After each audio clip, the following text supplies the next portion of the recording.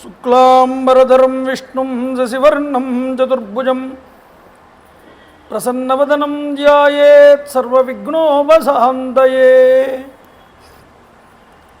మాలాంగుండీం చ డమరుం శూలం శంఖం సుదర్శనం దదానం భక్తవరదం దత్తాత్రేయం నమామ్యహం. కాషాయ వస్త్రం కరదండధారిణం కమండులం పద్మకరేణ శంఖం చక్రం గదాభూషితభూషణాఢ్యం శ్రీపాదరాజం శరణం ప్రపద్యే. అభ్రశ్యామ పింగజటాబద్ధకళాపప్రాంసుర్దండీ కృష్ణమృగత్వక్పరిదానః సర్వాన్ లోకాన్ భావయానః కవిముఖ్య పారాశర్యః పర్వస్వరూపం వివృణోతు. ఛాయాయాం పారిజాతస్య హేమసింహాసనోపరి ఆసీనమంబుజశ్యామం ఆయదాక్షమలంకృతం చంద్రాననం చతుర్బాహుం శ్రీవత్సాంకితవక్షసం రుక్మిణీ సత్యభామాభ్యాం సహితం కృష్ణమాశ్రయే. సదాశివసమారంభాం శంకరాచార్యమధ్యమాం అస్మదాచార్యపర్యంతాం వందే గురుపరంపరాం. వైదేహీ సహితం సురద్రుమదలే హైమే మహామండపే మధ్యే పుష్పకమాసనే మణిమయే వీరాసనే సుస్థితం అగ్రే వాజయతి ప్రభంజనసుతే తత్వం మునిభ్యః పరం వ్యాఖ్యాంతం భరతాధిపి పరివృతం రామం భజే శ్యామలం. రామం రామానుజం సీతం భరతం భరతానుజం సుగ్రీవం వాయుసూనూంచ ప్రణమామి పునః పునః. విమలపటి కమలకుటి పుస్తక రుద్రాక్షసస్తహస్తపుటి కామాక్షి పక్ష్మలాక్షి కలిత విపంచి విభాసి వైరించి మనోజవం మారుతతుల్యవేగం జితేంద్రియం బుద్ధిమతాం వరిష్టం వాతాత్మజం వానరయూధముఖ్యం శ్రీరామదూతం శిరసాన్నమామి. హరి ఓం. పరమేశ్వర స్వరూపమైన సభకు నమస్కారం. సభాయే నమః. చంద్రబింబ సమాకారం వాంఛితార్థప్రదాయినం హనుమత్సేవితం ధ్యాయేత్ సౌందర్యకాండముత్తమే. వానరోహం మహాభాగే దూతో రామస్య ధీమతః రామనామాంకితం చేదం పశ్యా దేవీ అంగుళీయకం ప్రత్యయార్థం తవానీతం తేన దత్తం మహాత్మనా. సీతమ్మ తల్లి దుఃఖం పోగొట్టినటువంటి స్వామి హనుమ నిన్నటి రోజు ఆవిడ పూర్తిగా తనని విశ్వసించింది అనేటటువంటి నమ్మకంతో రామనామాంకితమైనటువంటి అంగుళీకాన్ని అమ్మవారికి అందజేశారు. అందుకనే గృహీత్వా ప్రేక్షమాణాస భర్తూకర విభూషణం అన్నాడు వాల్మీకి. గృహీత్వా అంటే తీసుకున్నది, అందజేశాడు అన్నారు. అంటే తాను అమ్మవారి కింద చెయ్యి పెట్టలేదుట, ఆవిడ పైనుంచి స్వీకరించింది. ఆ విధంగా వినయంగా ఇచ్చాడు. ఆనందచికితురాలయ్యింది. భర్తే తన దగ్గరికి వచ్చాడా అన్నట్లుగా భావన చేసిందిటండి. స్వామి హనుమతో అన్నది అమ్మవారు, విక్రాంతస్త్వం సమర్థస్త్వం ప్రాజ్ఞస్త్వం వానరోత్తమ ఏనేదం రాక్షసపథం త్వయైకేన ప్రదర్శితము. హనుమ, నీ పరాక్రమం ఎంతని నేను వర్ణించను. నువ్వు సమర్థుడివి, ప్రాజ్ఞుడివి. అందువల్లే రాక్షసులకి ఆయువు పట్టైనటువంటి ఈ లంకానగరంలో ఒంటరిగా నువ్వు ప్రవేశించగలిగావు. ఏమిరా తండ్రి, నహిత్వాం ప్రాకృతం మన్యే వానరం వానరర్షభ యస్యతే నాస్తి సంత్రాసః రావణాన్నపి సంభ్రమః. నిజానికి రావణాసురుణ్ణి కూడా చూసి నువ్వు భయపడుతున్నట్లుగా నేను భావించట్లేదు. నిన్ను సాధారణమైన వానరం అనుకోవట్లేదురా నాయన. దిష్ట్యాస కుశలీరామో ధర్మాత్మా సత్యసంగరః లక్ష్మణశ్చ మహాతేజ సుమిత్రానందవర్ధనః. రామచంద్ర ప్రభు సత్యవ్రతుడు, సుమిత్రానందవర్ధనుడైనటువంటి లక్ష్మణుడు, వీళ్ళిద్దరూ కూడా క్షేమంగా ఉన్నారని చెప్పావు చూసావా. నాకు నిజంగా ఇది నా యొక్క చాలా ఆనందం, నా అదృష్టం. నిజానికి ఇదంతా నా అదృష్ట ఫలంగా నేను భావన చేస్తున్నాను. ఏమయ్యా హనుమ, రామలక్ష్మణులు ఎలాంటి వారు? దేవతల్ని సైతము కూడా నిర్జించగలిగినటువంటి వారే. అలాంటి వారు దుఃఖాలకే అంతులేనటువంటి ఇలాంటి పరమ దుఃఖాలను ఎలా పొందుతున్నారయ్యా? వాళ్ళ దుఃఖాలకి అంతము లేదని నేను అనుకుంటున్నానన్నా. కశ్చిన్న వ్యధతో రామ కశ్చిన్న పరితప్యతే ఉత్తరాణి చ కార్యాణి కురుతే పురుషోత్తమ. రామచంద్ర ప్రభు వ్యధకి గురు కావట్లేదు కదా, బాధపడట్లేదు కదా, పరితపించట్లేదు కదా. ఆ మహానుభావుడు నన్ను పొందడానికి చేయవలసిన తర్వాత కార్యక్రమాలన్నింటినీ గురించి ఆలోచిస్తున్నాడా? చెప్పవయ్యా హనుమ. ఈవిడ అడిగే ప్రశ్నలకి హనుమ చెప్పే సమాధానాల మీద ఈవిడ జీవితం ఆధారపడి ఉంది. కశ్చిన్న దీన సంభ్రాంత కార్యేషు చ నముహ్యతి కశ్చిన్ పురుష కార్యాన్ని కురుతే నృపతే సుత. రాముడు నిస్పృహకి కానీ భ్రాంతికి కానీ లోనవ్వట్లేదు కదా, అన్యమనస్కుడై ఉండట్లేదు కదా. ఆయన ప్రయత్నశీలుడై ఉంటున్నాడా ఈ కార్యమునందు? చెప్పవయ్యా. మిత్రుల విషయంలో సౌహార్దంతో సమాధానాలనేటటువంటివి ఉపయోగిస్తున్నాడా? శత్రువుల విషయంలో భేద దండోపాయాలనేటటువంటి వాటిని ప్రవర్తిస్తున్నాడా? చెప్పు హనుమ. కశ్చిన్ మిత్రాని లభతే మిత్రైశ్చాప్యాభిగమ్యతే. తనకి కావలసినటువంటి మిత్రుల్ని సమకూర్చుకుంటున్నాడా లేదా? ఎందుకు? శత్రువుల మీద విజయం సాధించాలి అంటే మిత్రబలం అనేటటువంటిది ఉండాలి. మిత్రబలం లేకపోతే శత్రువుల్ని మనం జయించలేము రా తండ్రి. మిత్రుల యందు బలం అనేటటువంటిది మనకి పొందవలసి ఉన్నది, వాళ్ళ సహకారాలు. అది మిత్రుల యందు పొందుతున్నాడా లేదా? సరి అయిన కాలంలో మంచివారైనటువంటి మిత్రుల్ని పొందుతున్నాడా? అది గ్రహిస్తున్నాడా? వారికి ఇవ్వాల్సిన గౌరవాన్ని ఇస్తున్నాడా? రాముడు చేసే ప్రతి కార్యాన్ని నొక్కి నొక్కి అడుగుతోందండి సీతమ్మ. చూడండి. కశ్చిన్న విగత స్నేహ ప్రవాసాన్మయి రాఘవ కశ్చిన్మాం వ్యసనాదస్మాత్ మోక్షయిష్యతి వనర. రాముడు దేవతల యొక్క అనుగ్రహం కోసం చేయవలసిన పనులు చేస్తున్నాడా లేదా? అంటే దైవీ బలాన్ని పొందుతున్నాడా లేదా? ఇక్కడ రెండో మాట ఏమంది అంటే అమ్మవారు, ప్రవాసాన్మయి రాఘవ, పురుష ప్రయత్నాన్ని చేస్తున్నాడా లేదా? అంటే కేవలం దేవుడి మీదే భారం వేసి గాలిలో దీపం పెట్టమని మన యొక్క ఏ శాస్త్రాలు చెప్పలేదండి. దైవానుగ్రహాన్ని పొందుతూ పురుష ప్రయత్నం చేయమని చెప్పింది. పురుష ప్రయత్నం లేకుండా దైవాన్నే పట్టుకుంటే కనుక అది జరిగే పనులు కావు. దైవం నీ ప్రయత్నానికి పక్కన తోడవుతుంది, బలం. అది పొందుకోవడానికి తన ప్రయత్నం తాను చేస్తున్నాడా లేదా అని కార్యసిద్ధికి పురుష ప్రయత్నం అనేటటువంటిది చాలా ముఖ్యమని చూపించారు ఇక్కడ. నాయనా వానరా, నా ఎడబాటు వల్ల ఆయనకి నా మీద ఏ విధమైన ప్రేమ తొలగిపోలేదు కదా అని అప్పుడు అడిగిందండి.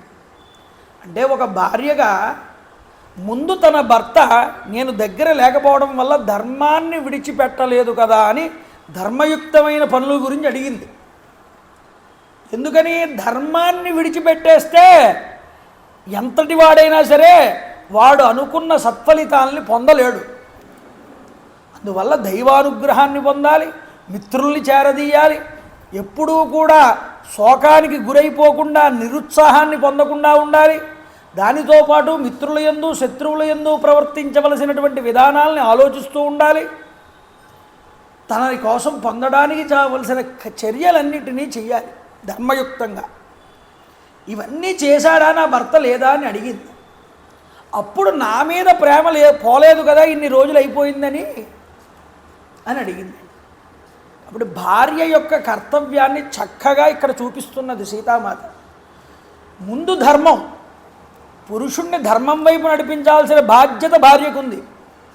ఆ ధర్మంగా నడుస్తున్నాడా రాముడు, నన్ను గురించి ఆలోచిస్తున్నాడా లేదా తర్వాత అడిగింది ఆ ప్రశ్న. ఇప్పుడు ఇంకో ప్రశ్న అడుగుతుంది. ఏమని?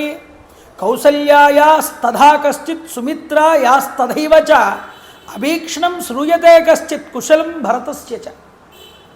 ఎప్పటికప్పుడు అయోధ్యలో ఉన్నటువంటి మా అత్తగారైనటువంటి కౌసల్యాదేవి గురించి, సుమిత్రాదేవి గురించి, ఆ యొక్క మరిది అయినటువంటి భరతుడి గురించి క్షేమ సమాచారాలు తెలుసుకుంటూ ఉన్నాడా లేదా అని అడిగి.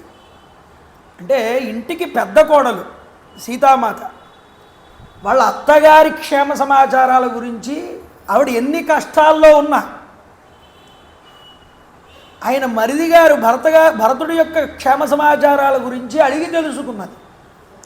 కాబట్టి ఒక ఇంటి యందు కోడలిగా తను బాధ్యత స్వీకరించిన తరువాత అత్తగారిని తల్లిలాగా తాను స్వీకరించాలి, భావన చెయ్యాలి. మన తల్లికి ఎంత కష్టం కలిగితే మనం విలవల్లాడిపోతామో అత్తగారికైనా అంత ఇబ్బంది కలగకుండా ఆవిడ యందు అంత ప్రేమానురాగాల్ని చూపించాలని ఆ శ్రద్ధ కోడలు తీసుకోవాలని సీతమ్మ ద్వారా తెలుస్తుంది. కోడల కర్తవ్యం అదైతే అత్తగారు తన పిల్లని ఎంతలా చూసుకుంటుందో తన కోడల్ని కూడా అంతలా చూసుకోమని చెప్పింది శాస్త్రం. కౌసల్యాదేవి అలా చూసుకుందండి. అందుకనే అత్తయందు కోడలు, కోడల యందు అత్త ఎప్పుడూ కూడా ఫిర్యాదులు చెప్పుకోకూడదు. భర్త అలసిపోయి వస్తాడు ఇంటికి, అలసిపోయి ఇంటికి వచ్చిన తరువాత పాపం ఎన్నో పనులు, బయట వ్యవహారాలు, లౌకికంగా ఎన్నో రకాలైనటువంటి ఆ యొక్క వ్యాపకాలన్నీ పెట్టుకుని వస్తాడు ఇంటికి భర్త. వచ్చినప్పుడు కోడల మీద ఫిర్యాదు చేసే అత్తగారు, అత్తగారి మీద ఫిర్యాదు చేసే కోడలు ఉన్న ఇంటిలో పురుషుడు ప్రశాంతంగా ఉండలేడు, గుర్తుపెట్టుకోండి. కాబట్టి ముందు కోడలు అత్తగారు సక్రమంగా ఉంటే, ప్రేమానురాగాలతో ఉంటే పురుషుడు 50 ఏళ్ళు బతకాల్సిన వాడు 70 ఏళ్ళు బతుకుతాడు. వాడు ప్రశాంతత లేదనుకోండి ఇంట్లో వాడికి, వాడి కార్యక్రమాల్లో వాడే నిమగ్నుడు కాలేడు, వాడే ధర్మం తప్పేస్తాడు. కాబట్టి ఇంటికి మూల స్తంభాల్లో మొట్టమొదట కోడలు అత్తగారి యొక్క పాత్ర చాలా ముఖ్యం. కాబట్టి సీతాదేవి ఏం చూపిస్తోంది మనకు సుందరకాండ ద్వారా అంటే, ఒక కోడలిగా తన అత్తగారిని తల్లిలా చూసుకోవాల్సిన బాధ్యత కోడలకున్నది.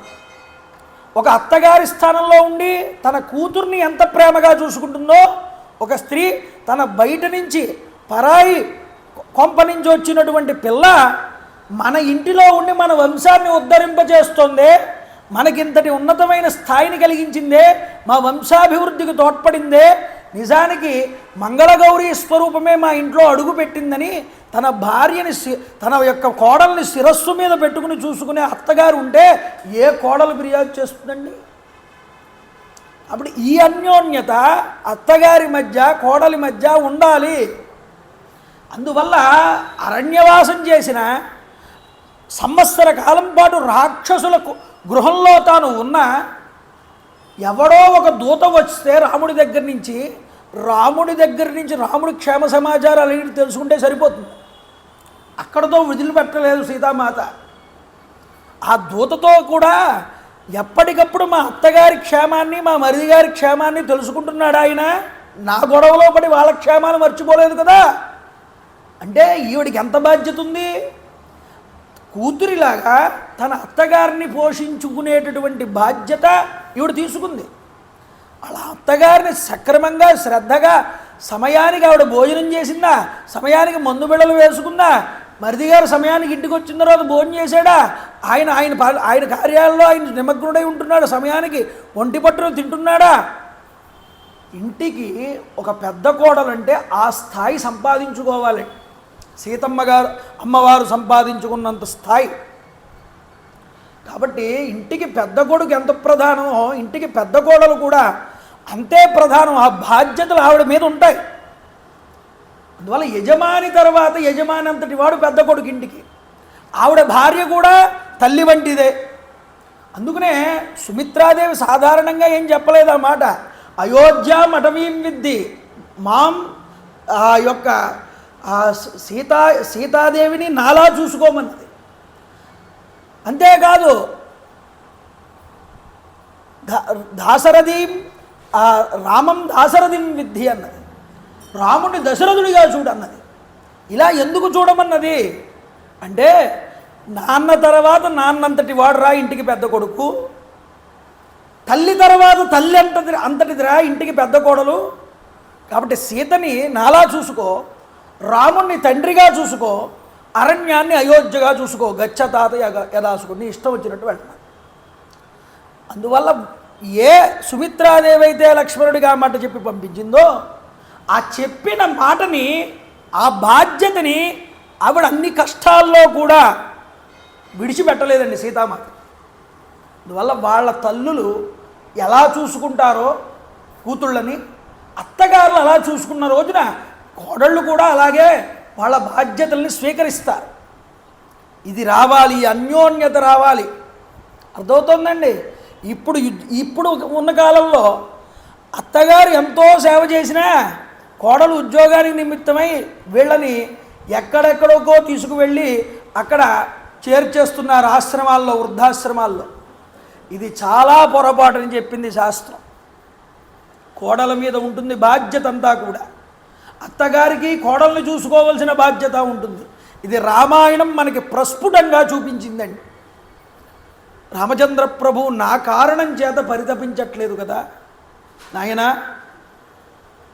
ప్రభువు నాకు ముక్తిని ప్రసాదిస్తాడా, విముక్తిని ఈ ప్రదేశం నుండి ఇలా అడుగుతుంటే అమ్మవారు స్వామి హనుమ చెప్తున్నారండి. అంతేకాదు ఇంకో ప్రశ్న అడిగింది. ధర్మాపదేశాచ్చదశ్చ రాజ్యం మాం చాప్యరణ్యం నయతపదాతిం నాసీద్వ్యధాయస్య నభిర్న శోకః కశ్చిత్ సధైర్యం హృదయే కరోతి. పితృవాక్య పరిపాలన అనే ధర్మాన్ని పాటించినప్పుడు, రామచంద్ర ప్రభు రాజ్యాన్ని సైతం విడిచిపెట్టినప్పుడు, తనతో పాటు నన్ను కూడా అరణ్యాలకి తీసుకువెళ్ళినప్పుడు ఆయన ఎప్పుడూ కూడా కళ్ళంపట నీళ్లు పెట్టుకుని బాధపడడం నేను చూడలేదు. కానీ ఈరోజు నేను తనకి దూరం అయిపోయాను కదా అని ఆయన విలపించట్లేదు కదా, బాధపడట్లేదు కదా, కళ్ళంపట నీళ్లు పెట్టుకోవట్లేదు కదా. హనుమా చెప్పవయ్యా. ఈ విధంగా సహేతుకంగా మాట్లాడుతుంది. మా దంపతుల యొక్క అన్యోన్య అనురాగాలు అనన్యములు. ఎందుకు అంటే మా దాంపత్యమునందు ఆయనకి తల్లిదండ్రులు, బంధువులు మరెవ్వరూ కూడా నాతో సమానులు కానీ అధికులు కానీ కారు. అంతటి అన్యోన్య దాంపత్యం మా ఇద్దరిది. చూసారా అండి. కాబట్టి భార్య భర్తకి ఎప్పుడూ నెచ్చలి వంటిదే. తనకి ఒక పక్కన ఒక ధైర్యంగా నిలబడాలి భార్య భర్తకి ఎప్పుడు కూడా. అలా ఉన్నప్పుడు ఇద్దరి అభిప్రాయాలు ఒకరినొకరు తెలుసుకుని ఉన్నప్పుడు వాళ్ళు ఎన్ని పరిస్థితులు ఎదురైనా సరే వాటిని చక్కబెట్టుకోవడానికి ప్రయత్నం చేస్తారు. సీతాదేవి అది చెప్తోంది. తల్లిదండ్రులు, బంధువులు మరెవ్వరూ కూడా మాతో సమానులు కానీ అధికులు కానీ కాదయ్యా. నాకు ప్రాణప్రియుడైన అలాంటి రామచంద్ర ప్రభువుని వృత్తాంతం ఆయన గురించి విన్నంత వరకు మాత్రమే నేను జీవించి ఉంటానన్నది. అప్పుడు చెప్తున్నాడు, అమ్మా తల్లి, ఈ లంకలో నువ్వు ఉన్నావన్న సంగతి రామచంద్ర ప్రభువుకి ఏమాత్రము కూడా తెలియదు. తెలిసి ఉంటే ఈ పాటికే వచ్చి ఉండేవాడమ్మా. శృత్యైవతు వచో మహ్యం క్షిప్రమేష్యతి రాఘవ చమూం ప్రకర్షం మహతీం హర్వృక్షగణ సంకులాం. నేను వెళ్ళి రామచంద్ర ప్రభువుకి ఈ విషయాన్ని చెప్పి, సీతాదేవి జీవించి ఉన్నది, నీ గురించే ఆలోచిస్తున్నది, నీ మీదే తన ప్రాణాలు పెట్టుకుని ఉన్నది అని చెప్పడం పాపం. ఇంకా ఆ క్షణమే రాముడు వానర బల్లూకాది సమస్త సైన్యాన్ని వెంట పెట్టుకుని ఈ లంకకి రావడాన్ని నువ్వు చూస్తావమ్మా అన్నాడు. నేనిటులేగి చెప్పుటయే ఆలస్యంబు, నేనిటుల ఏగి చెప్పుటయే ఆలస్యంబు, లంక ఎల్ల రఘుపతి వ్యాయత బాహానిర్గాత సాయకములనంటుకొనెడు జానకి కంటే. వెంటనే రామచంద్ర ప్రభు మహాసైన్యాన్ని వెంట నిడుకుని వస్తాడమ్మా. అక్షోభ్యమైనటువంటి మహాసముద్రాన్ని తన బాణ పరంపర చేత స్తంభింపజేస్తాడు. లంకానగరంలో ఉన్నటువంటి రాక్షసులందరినీ కూడా భస్మం చేస్తాడన్నా. మా తావదర్శనజేనార్యే శోకేన పరిపూరిత నశర్మ లభతే రామ సింహార్దిత ఇవద్విప. నువ్వు కనబడకపోవడం చేత శోకంతో నిండిపోయిన వాడై సింహం చేత పీడించబడేటటువంటి ఏనుగులాగా ఉన్నాడు రాముడు ప్రస్తుతం. అందువల్ల ఏనుగు నిద్రపోదుటండి. ఎందుకు నిద్రపోదు? దానికి సింహం కల్లోకి వస్తుందని భయం. సింహం ఎప్పుడైతే కల్లోకి వచ్చిందో అది నిద్రే పోదు, అది సింహం నిద్రలోకి రాకుండా ఉండడానికి ప్రయత్నం చేస్తుంది. అలాగా సింహం చేత పీడించబడుతున్నటువంటి ఏనుగులాగా సీతా విరహము అనేటటువంటి దాని వల్ల బాధ వల్ల కలిగినటువంటి బాధతో రాముడు సరిగా నిద్రించట్లేదు తల్లి, ఎంతో దుఃఖిస్తున్నాడు. అలాంటి రాముడు నీ కోసం తప్పకుండా ఇక్కడికి వస్తాడు. ఆయన మనశ్శాంతి పొందట్లేదు నువ్వు దగ్గర లేవని. ఆయన్ని త్వరలోనే నువ్వు చూస్తావు. మలయేనచ వింధ్యేన మేరుణ మందరేణచ దుర్ధురేణేచ తే దేవి శపే మూలఫలేనచ. మందరగిరి పర్వతం మీద, మలయాచల పర్వతం మీద మేము తినే శాకముల మీద, ఫలముల మీద ఒట్టు పెట్టి చెప్తున్నాను ఈ మాట. నువ్వు త్వరలోనే రామచంద్ర ప్రభువుని చూస్తావు. అమ్మా, ప్రశ్రవణగిరి పర్వతం మీద గుహలో రామచంద్ర ప్రభు ఉంటున్నాడు ప్రస్తుతం. నీ కోసం పరితపిస్తున్నాడు. ఆయన్ని నువ్వు అతి శీఘ్రంగా చూస్తావు. నమాంసం రాఘవో భుంక్తే నచ అసిమధుసేవతే వన్యం సువిహితం నిత్యం భక్తమశ్నాతి పంచమం. ఆ మందరగిరి పర్వత గుహలలో ఉండి, ప్రశ్రవణగిరి పర్వత గుహలలో ఉండి రాముడు ఎప్పుడూ కూడా మేము పెట్టేటటువంటి మాంసాన్ని భుజించడు. అంతేకాదు ఆయన శాకాహారాన్నే భుజిస్తున్నాడు. అంతేకాదమ్మా, మేము పెడుతున్నటువంటి కందమూల ఫలాల్ని 5 పోగుల కింద చేసి అందులో 1 వంతు మాత్రమే తింటున్నాడు ఆయన. మిగతా 4 వంతులు ఏం చేస్తున్నాడో తెలుసా? 1 భాగం దేవతలకి సమర్పిస్తున్నాడు, ఇంకో భాగం పితృదేవతలకు ఇస్తున్నాడు, ఇంకో భాగం అతిథుల కోసం పక్కకు పెడుతున్నాడు, ఇంకో భాగం భూతగణాలకి, భూత పశువులకి, పక్షులకి, వాటికి వేస్తున్నాడు. 1 భాగాన్ని మాత్రమే తింటూ వానప్రస్థై తాను నిరంతరము నీ గురించే పరితపిస్తున్నాడన్న. నైవం దంశాన్ నా మశకాన్ నా కీటాన్ నా సరీసృపాన్ రాఘవో అవనయే గాత్రాత్ తద్గతేనాంతరాత్మన. ఆ యొక్క గుహలో పడుకుని ఉంటాడమ్మా. నిరంతరము నీయందే దృష్టి ఉంది ఆయనకి. ఎప్పుడూ సీతా సీతా సీతా అని కలవరిస్తూ ఉంటాడు. ఇలా కలవరిస్తూ ఉన్నప్పుడు ఆయన మీద నుంచి ఈగలు వాళ్తాయి, అడవి ఈగలు, దోమలు కుడుతూ ఉంటాయి, లేకపోతే సరీసృపాలు తిరుగుతూ ఉంటాయి, ఆయన శరీరం నుంచి పాములు వెళ్ళిపోతూ ఉంటాయి. ఏమీ పట్టించుకోడు. కానీ ఆయన దృష్టి అంతా కూడా నీ మీదే ఉన్నదన్నాడు. ఎల్లప్పుడూ నీ ధ్యాసలో మునిగి శోకాకులుడై ఉంటున్నాడు. అనిద్ర స్పతతం రామ సుత్తో అపిచ నరోత్తమ సీతేతి మధురాం వాణీం వ్యవహారాన్ ప్రతిబుధ్యతే. రాముడు నిద్రే అనేటటువంటిది ఎరగడు తల్లి, నిద్రపోవట్లేదు. ఎప్పుడు కునుకు వచ్చినా సరే వెంటనే నిద్రలో నుంచి పైకి లేచి కూర్చుని సీత సీత సీత అంటాడే కానీ నిద్రపోవట్లేదమ్మా, ఉలిక్కి పడుతూ ఉంటున్నాడు. దృష్ట్వా ఫలం వా పుష్పం వా యద్వా అన్యతుసు మనోహరం. ఒక మంచి ఫలాలని చూసినా, పుష్పాలు వికసించే వృక్షాలని చూసినా, మనోహరమైన దృశ్యాలని చూసినా ప్రకృతిని, పక్కన నువ్వు లేకపోవడం వల్ల అవేమీ ఆయనకి రుచించట్లేదు తల్లి. నీ యందు అంత ప్రేమని పొంది ఉన్నాడు, వశుడై ఉన్నాడు, సీతా సీత అని వలపిస్తూ ఉంటున్నాడు అని ఎప్పుడైతే ఈ మాట చెప్పాడో స్వామి హనుమ, అమ్మవారు ఆనంద జిగుతురాలయ్యింది.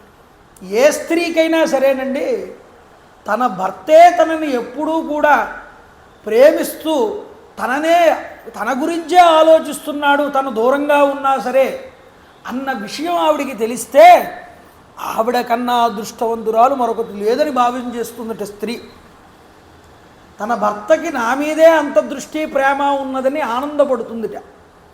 అలాంటిది ఇన్ని నెలల మట్టి రాక్షసుల గృహాలలో వేధింపులకు గురవుతున్న సీతామాతకి ఇంత చక్కటి చల్లనైన వార్త హనుమంతుడి నోటి నుంచి వినగానే దుఃఖాలన్నీ దూరం అయ్యాయిట. సారామ సంకీర్తన వీత శోక రామస్య శోకేన సమాన శోక శరన్ముఖేశాంబుదశేషచంద్ర నిషేవ వైదేహ సుతా బభూవ. రామచంద్ర ప్రభు యొక్క గుణ కీర్తనములన్నీ విన్నటువంటి సీతామాతకి దుఃఖములు దూరం అయ్యాయి. కానీ రాముడి క్షేమ సమాచారాలు వినిపోయినా దుఃఖం ఒక విషయం మీద మాత్రం దుఃఖం పోలేదుట. ఏమిటి? తన గురించి రాముడు అక్కడ బాధపడుతున్నాడు ప్రశ్రవణగిరి పర్వత గుహల్లో అన్న బాధను చూసి రాముడు అక్కడ బాధపడుతున్నాడు కాబట్టి నాకు ఇక్కడ బాధగా ఉంది హనుమాన్. చూడండి, ఇప్పటి వరకు రాముణ్ణి చూడలేకపోతున్నాను, రాముడు నా గురించి ఎక్కడికి రావడం లేదు, రాముడిని నేను ఎప్పటికైనా చూస్తానా, రాముడికి నేను గుర్తున్నానా అని బాధపడుతూ ఉన్న సీతామాతకి రాముడి క్షేమ సమాచారం తెలిసాక ఇక రాముడు ఇక్కడికి వస్తాడనే ఆలోచన కలిగాక ఆ దుఃఖం పోయింది. కానీ తన కోసం తన భర్త బాధపడుతున్నాడని తెలిసి ఆవిడ ఇక్కడ బాధపడుతున్నది. చూడండి, ఇప్పుడు హనుమంతుడితో మాట్లాడుతోందమ్మ. అమృతం విష సంసృష్టం త్వయా వానర భాషితం యచ్చ నాణ్యా మనోరామో యశ్చ శోకపరాయణ. నాయనా హనుమ, శ్రీరాముడు తదేక ధ్యాసతో ఎల్లప్పుడూ నన్నే స్మరిస్తున్నాడని నువ్వు చెప్పావే, ఈ మాట నాకు అమృత తుల్యములైనటువంటి వాక్కు. నిజాన్ని చాలా ఆనందాన్ని ఇచ్చింది. శోకమగ్నుడై ఉన్నాడు రామచంద్ర ప్రభు. కాబట్టి ఆయన శోకంతో ఉన్నాడని నువ్వు చెప్పిన మాటలున్నాయే అవి నాకు చాలా దుఃఖకరములు అని చెప్పింది. చూడు నాయనా హనుమ, ఐశ్వర్యేవ సువిస్తీర్ణే వ్యసనేవ సుదారుణే రాజ్యేవ పురుషం బద్వా కృతాంతః పరికర్షతి. తన భర్త యందు ప్రేమ స్త్రీకి మహాభూషణం అని ఇక్కడ సీతమ్మది చూపిస్తుంది. తన భర్తకి కలిగిన దుఃఖం తనకి దుఃఖం, తన భర్తకి కలిగిన ఆనందం తనకు ఆనందం. రాముడు లక్ష్మణుడితో కిష్కింధలో ఇదే మాట చెప్తాడు. లక్ష్మణ, సీతాదేవి నా పక్కన ఉండి ఉంటే ఈ యొక్క కిష్కింధా నగరం అంతా కూడా నాకు ఎంతో ఆనందాన్ని చేకూర్చేది. ఈ పంపా సరోవర అందాలన్నీ కూడా ఇప్పుడు సీత నా పక్కన లేకపోవడం వల్ల ఇవన్నీ అందవిహీనములయ్యాయ్యా. అంటే తన భర్తతో తన భార్యతో పంచుకున్న ఆనందమే తనకు ఆనందం. తన భార్య ఆనందపడితేనే ఆయన ఆనందంగా ఉంటాడు, తన భార్య కష్టపడితే ఆయన ఆనందంగా ఉండడు. సీతమ్మ తల్లిలో కూడా ఇక్కడ అదే చెప్తోంది హనుమతో. అందువల్ల ఈవిడ్ని చూస్తే ఆయన్ని చూడక్కర్లేదు, ఆయన్ని చూస్తే ఈవిడ్ని చూడక్కర్లేదు అని ఆయన అనుకున్నాడు స్వామి. అందుకనే పైన కూర్చు. కాబట్టి అదే మాట సీతమ్మ తల్లి ఇక్కడ చెప్పింది. చెప్పిన తర్వాత అంటుంది, మానవుడు అనేటటువంటి వాడికి అంతులేనటువంటి ఐశ్వర్యం వచ్చినా, అంతులేని దుఃఖంలో కూడా ఏమవుతుంది అంటే విధి మెడలో తాడు వేసి బలవంతంగా లాక్కు తీసుకుపోతుందయ్యా. ఎందుకంటే విధిర్నూనామ సంహార్య ప్రాణినాం ప్లవగోత్తమ సౌమిత్రీం మాం చ రామంచ వ్యసనై పశ్యమోహితాన్. ఎవరో ఉదాహరణలు అక్కర్లేదు. రాముణ్ణి చూడు, లక్ష్మణుణ్ణి చూడు, నన్ను చూడు. తెల్లవారితే కోసల రాజ్యానికి ఏకఛత్రాధిపత్యంగా రాజ్యం ఏలగలిగినటువంటి రామచంద్ర ప్రభు అరణ్యాల పాలవ్వాల్సి వచ్చింది. పోనీలే అరణ్యాల్లోనైనా ఆనందంగా గడుపుతున్నామని అనుకుంటున్నటువంటి నాకు రాముడికి ఈ వియోగం ఏర్పడింది. చూడు నాయన, ప్రాణులకి విధి నిర్ణయం అనేటటువంటిది అనులింగనీయము కదా. ఎందుకింత బాధ ఏర్పడింది సీతామాతకి అంటే, పరమ పురుషుల్ని నిందించకూడదండి. నిందిస్తే దాని దోషం ఎప్పటికైనా అనుభవించి తీరాలి. రాముడు అరణ్యానికి వద్దు అని అన్నప్పుడు నిజానికి పురుష రూపంలో ఉన్న స్త్రీకిచ్చి వివాహం చేశాడు మా తండ్రి అని రాముడిని అన్నది సీతామాత. లక్ష్మణుడు, అమ్మా రాముడికి ఏమీ కాదు, నువ్వేమీ కంగారు పడద్దు అంటే అనరాని మాటలన్నీ అని నిందించింది లక్ష్మణుడిని. కాబట్టి ఈ రెండు మాటలకి విధి సమయం వచ్చినప్పుడు తన కర్తవ్యాన్ని తాను చేసుకుపోయిందయ్యా. కాబట్టి ఎవరికైనా, రాముడైనా లక్ష్మణుడైనా సీతమ్మైనా విధికి ఎగ్జామ్షన్స్ ఉండవండి. అదేంటి గురువుగారు మీరు ఒక్కొక్కసారి ఒక్కొక్కలా మాట్లాడతారు, ఆవిడ మహాశక్తి చిచ్చక్తి, కావాలని రావణాసురుడి తపస్సు తగ్గించడానికే లంకలోకి వెళ్ళి కూర్చుంది అని ఓసారి అంటారు. ఒకసారి విధి అనేటటువంటిది మనుషుల్ని ఇబ్బంది పెడుతుంది, ఇలాగ కష్టాలు తీసుకొచ్చి పెడుతుంది అంటారు. ఏది నమ్మాలి అని మీరు అడుగుతారు ప్రశ్న. నిజంగా వాళ్ళు ఆచరించి మనకి చూపిస్తున్నారు. ఎలా ఆచరిస్తున్నారు?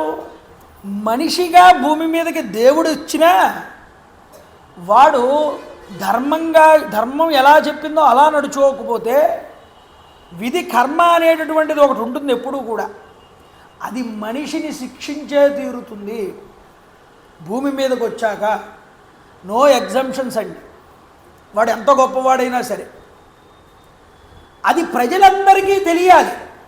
కాబట్టి వాళ్ళు ఆచరించి చూపిస్తున్నారు. ముందు వాళ్ళ ప్రవర్తన బట్టి వాళ్ళకి ఎలాంటి ఫలితాలు వస్తాయో వాళ్ళు ఆచరించి మనకి ఓ పక్కన దైవీపరంగా కూడా కార్యం జరగాలి. వాళ్ళు మనుష్యులుగా వచ్చారు కాబట్టి భూమి మీదకి మనుష్యులు అనేటటువంటి వారికి ఎలా ప్రవర్తిస్తే ఎలాంటి ఫలితాలు వస్తాయో కూడా చూపించాలి. ఇది రామావతారం యొక్క ముఖ్య ఉద్దేశ్యం అండి. అందువల్ల వాళ్ళు ఆచరించిన వాటికి ఫలితాలు కూడా మేము అనుభవిస్తున్నాం. రాముడైనా లక్ష్మణుడైనా నేనైనా విధికి తల వంచవలసిందే. చూడవయ్యా మా పరిస్థితి. కాబట్టి మామూలు మానవుడిగా ఉంటేనే కష్టాలు తప్పవండి. ఎందుకు? కష్టము సుఖము రెండూ అనుభవించడానికి వచ్చింది ఈ శరీరం. అందువల్ల భూమి మీదకి వచ్చాం. ఈ రెండింటినీ అనుభవించాలి విధి కర్మని అనుసరించి. అలా అనుభవించకపోతే అసలు దేవత అవుతావు నువ్వు, సుఖ దుఃఖమే లేకపోతే. ఆ పుణ్యం తరిగిపోయింది, మళ్ళీ క్షీణే విత్తే మత్స్యలోకం విశంతి. పుణ్యం తరిగిపోగానే భూమి మీద పడ్డావు వచ్చి. ఇక్కడ ఈ కర్మని విడిచిపెట్టు, కర్మ మీద ఫలితాన్ని ఆశించుకోకు. నిష్కాముడివై కర్మని ధర్మం ఎలా చెప్పిందో అలా చేసేసి అది భగవదర్పణం చేయి. అలా చేసుకున్నప్పుడు నీకు పుణ్యము ఉండదు, పాపము ఉండదు. అది జీరో అయ్యేంత వరకు ఈ జన్మలు తప్పవండి. విధి తప్పకుండా మనిషికి నడిపిస్తుంది మార్గంలో తోవలు. అలా అది చూపించింది సీతామాత ఇక్కడ. మహాసముద్రంలో నౌక వెళ్తోందండి, ఒక పడవ. అది బద్దలయ్యింది. బద్దలైతే అందులో మధ్యలో, సముద్రం మధ్యలో విరిగిపోయింది అది. అందులో ఉన్న వ్యక్తి ఆ సముద్రంలో దూకి ఈదలేక కష్టపడుతున్నాడు సముద్రం ఒడ్డుకు చేరుకోవడానికి. ఇలా కష్టపడుతున్న వాడికి ఎలాంటి పరిస్థితి ఉంటుందో, అలసిపోతాడో వాడు. ఇప్పుడు రాముడు అంతటి శోక సముద్రంలో ఉన్నాడయ్యా, ఆయన ఎప్పటికి బయటపడతాడు దీని నుండి? హనుమ చెప్పు. ఈ రావణాసురుడు దుష్టుడు. నాకు సంవత్సరం గడువు ఇచ్చాడు. ఈ సంవత్సరంలో 10 నెలలు పూర్తి అయిపోయాయి. ఇంకా 2 నెలలు మాత్రమే గడువు. వాడు ఈ 2 నెలలు అయిపోతే వాడు నన్ను బ్రతకనివ్వడు. వాడు బ్రతకనిచ్చకపోయేదేముంది, నేనే ఉన్నాను. కాబట్టి ఇంకా నా జీవితంలో నేను బ్రతకగలిగే రోజులు ఏమైనా ఉన్నాయి అంటే అవి 2 నెలలు మాత్రమే. ఈ విషయాన్ని నువ్వు రాముడికి గట్టిగా చెప్పాలి వెళ్ళి. హనుమ, విభీషణేన చ భ్రాత్ర మమ నిర్యాతనం ప్రతి అనునీత ప్రయత్నేన నచ తత్కురుతే మతిం. రావణాసురుడి సోదరుడు విభీషణుడు. అతడు చాలాసార్లు మొత్తుకున్నాడు వాళ్ళ అన్నగారి దగ్గర, రావణాసురుడి దగ్గర, సీతాదేవిని తీసుకువెళ్ళి రాముడికి అప్పగించే అన్నయ్య, అది చాలా దారుణమైనటువంటి ఇబ్బందులు పడతాం తర్వాత మనం. రాముడు సామాన్యమైన వాడు కాడు. ఇప్పటికైనా ఆలోచించి సీతను తీసుకువెళ్ళి అప్పగించు. ఎన్నిసార్లు చెప్పినా రావణుడు యొక్క మొంకి పట్టుదనం ముందు విభీషణుడి మాటలు చల్లలేదు. వాడు ఎవడి మాట వినడు. వాడు నిజానికి వాడి చావుని వాడు కొని తెచ్చుకుంటున్నాడయ్యా రావణాసురుడు. జ్యేష్ఠే కన్యా అనలా నామ విభీషణ సుతా కపే తయా మమేదమాఖ్యాతం మాత్రా ప్రహితవా స్వయం. అనలా అనేటటువంటి ఒక స్త్రీ విభీషణుడి యొక్క కూతురు. ఆవిడ నా దగ్గరికి వచ్చి చెప్పింది ఒకరోజు. ఏమని? అవిద్యో నామ మేధావి విద్వాన్ రాక్షసపుంగవ ధృతిమాన్ శీలవాన్ వృద్ధో రావణస్య సుమాత్మన. అవింధ్యుడు అనేటటువంటి వాడు ఒక ఆయన ఉన్నాడు, వృద్ధ రాక్షసుడు. ఆయన రావణుడాసురుడికి మంచి మంచి సలహాలు ఇస్తూ ఉంటాడు. ఈ చాలా పెద్దవాడు. ఆయన కూడా రావణాసురుడిని పిలిచి, సీతాదేవి వల్ల ఈ లంకంతా కూడా నాశనం అయిపోతుంది, తస్మాత్ జాగ్రత్త పడు, ఈ సీతను తీసుకువెళ్ళి అప్పగించే అని చాలాసార్లు చెప్పాడు. ఆ అవింజుడు చెప్పిన మాటలు కూడా రావణాసురుడు వినట్లేదని ఈ విభీషణుడి కూతురు, పెద్ద కూతురు అనల వచ్చి నాకు చెప్పింది. వాడిని ఎవరు బాగు చేస్తారయ్యా? రాముడిలో ఉన్న ఉత్సాహం, పౌరుషం, బలం, కృతజ్ఞత, కరుణ, పరాక్రమం, శక్తి, ఇలాంటి ఎన్నో సద్గుణాలు ఉన్నాయి ఆయన యందు. నిజానికి అతడి సోదరుడు కూడా ఆయన పక్కన అక్కర్లేదు. ఆయన ఒక్కడే దండకారణ్యంలో 14,000 మంది రాక్షసుల్ని నిహతుల్ని చేశాడు. ఎలాంటి క్లిష్ట పరిస్థితుల్లోనైనా సరే మహాపురుషుడు చెలించడయ్యా. మహేంద్రుడికి గురించి సచీదేవికి ఎంత బాగా తెలుసో రాముడి గురించి నాకంత బాగా తెలుసు అని చెప్పింది. కాబట్టి కళ్ళంపట నీళ్లు పెట్టుకుంటూ సీతమ్మ వారు, హనుమ, రాముడే తలుచుకుంటే ఈ యొక్క రావణాసురుణ్ణి, ఈ లంకని నుగ్గు చేస్తాడయ్యా. కానీ అలాంటి రాముడు ఈరోజు ఈ రావణాసురుడి మీదకి ఇంకా ఎందుకు దండెత్తట్లేదో కదా. ఆవిడ బాధ అర్థమైంది స్వామి హనుమకి. ఆయన ఆలోచన ఏమిటి? ఈవిడ ఇంతలా బాధపడుతోంది, ఇప్పుడు ఈవిడిని ఇక్కడి నుంచి తీసుకుపోయి రాముడి దగ్గరికి చేర్చేయాలి. అలా చేరిస్తే రాముడు ఆనందిస్తాడు, ఈవిడ దుఃఖం కూడా దూరం అయిపోతుంది. ఈ దృష్టిని, ఆలోచనని దృష్టిలో పెట్టుకుని స్వామి హనుమ మాట్లాడుతున్నారు.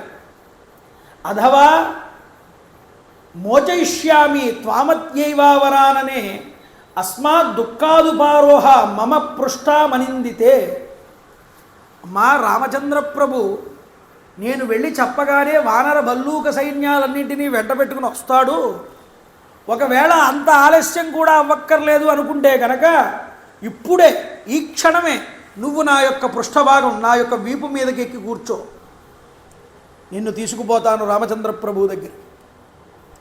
అమ్మా కావాలనుకుంటే ఈ సముద్రాన్ని దాటడం కాదు, త్వాం హి పృష్ఠగతాం కృత్వా సంచరిష్యతి సాగరం శక్తిరస్తి హిమే ఓడం లంకామపి సరావణం.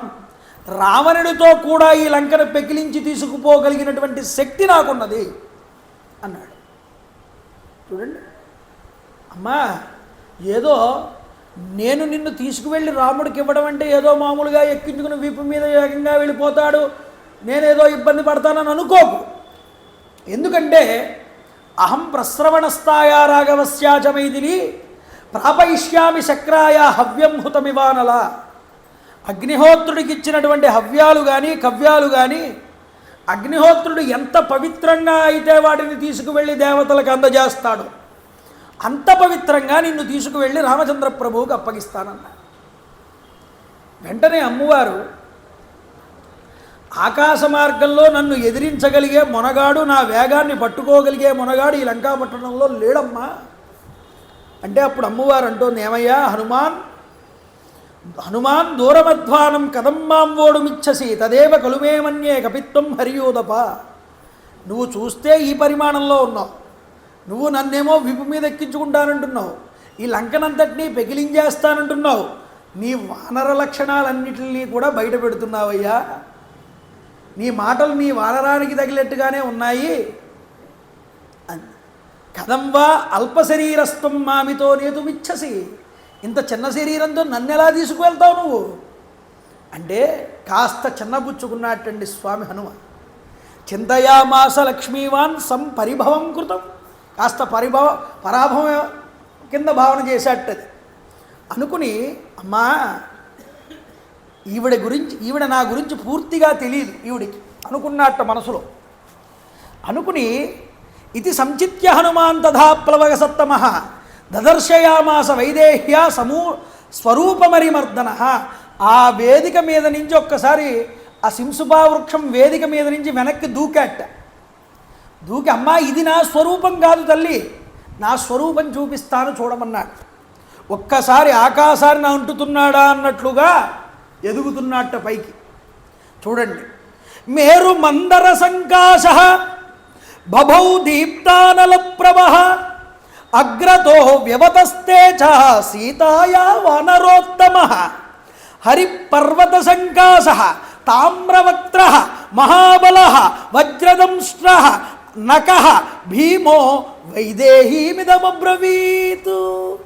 వెంటనే తన బృహత్స్వరూపాన్ని చూసి వందే వానర నారసింహ గగరాట్ క్రోడ అశ్వ వక్త్రాంచితం నానాలంకరణం త్రిపంచనయనం దేదీప్యమానం రుచ అస్తాబ్జై రసికేట పుస్తక రుచాం కుంభాం కుషాద్రీం హలం. పరాశర సంహితలో స్వామి పంచముఖ హనుమ యొక్క ధ్యానాన్ని చూపిస్తారు. అలాంటి స్వామి హనుమ అమ్మవారికి సాక్షాత్కరించాడు ఎదురుగుండా. ఇది నా రుద్రస్వరూపం, అసలైన స్వరూపం. వందే వానర నారసింహ ఖగరాట్. కోతిముఖంతోనూ వానరముఖంతోనూ ఆ కోతిముఖంతోనూ అలాగే గరుత్మంతుడి యొక్క ముఖంతోనూ నారసింహముఖంతోనూ వరాహముఖంతోనూ అలాగే హయముఖంతోనూ 5 ముఖాలతో కనిపించాడు స్వామి. ఆ స్వరూపాన్ని చూసిందండి అమ్మవారు. చూసి సపర్వత వనోద్దేశాం సాట్ట ప్రాకారతోరణాం లంకామిహాం సనాధాం వా నయితుం శక్తిరస్తిమే. పర్వతాలతో వనాలతో ఒప్పుచున్న కోట బురుజులతో ప్రాకారాలతో ముఖద్వారాలతో విలసుల్లుతున్న ఈ లంకా నగరాన్ని రావణ సహితంగా తీసుకుపోగలిగేటటువంటి శక్తి నాకున్నదమ్మా, నన్ను విశ్వసించు. దేవి, ఇందులో సందేహం లేదు నీకు. నా వీపు మీద అధిరోహించి రామలక్ష్మణులు ఆ ఋష్యమూక పర్వతం మీదకి చేరుకున్నట్లుగానే నా వీపు మీద నిన్ను ఎక్కించుకుని ఈరోజు రామచంద్ర ప్రభువు దగ్గరికి తీసుకుపోతానన్నా. తవ సత్వం బలం చైవ విజానామి మహాకపే వయోరివ గతిం చైవ తేజాశ్చాగ్నేరివాద్భుతం. అమ్మవారి దగ్గర పంచముఖ హనుమ కింద దర్శనమిచ్చి ఇప్పుడు దాసాంజనేయుడి కింద మారతాడు. ఇప్పటిదాకా ఎలా ఉన్నాడు? దూతగా ఉన్నాడు. ఇప్పుడు దాసుడు అవుతాడు. అది తేడా. అమ్మవారు చూడామణి ఇస్తుంది. ఈ చూడామణి పుచ్చుకోగానే దాసుడు అయ్యాట. అందుకనే ఆయన్ని దాసాంజనేయ అని పిలుస్తారు. ప్రసన్నుడయ్యాడు, ప్రసన్నాంజనేయ అంటారు. బాలుడయ్యాడు, మార్జాల పరిమాణంలో బాలాంజనేయ అని పిలుస్తారు. భక్తులందరికీ కూడా అనుగ్రహించినప్పుడు భక్తాంజనేయుడయ్యాడు. రాముడు యందు తాను భక్తుడిగా నిలబడితే భక్తాంజనేయుడయ్యాడు.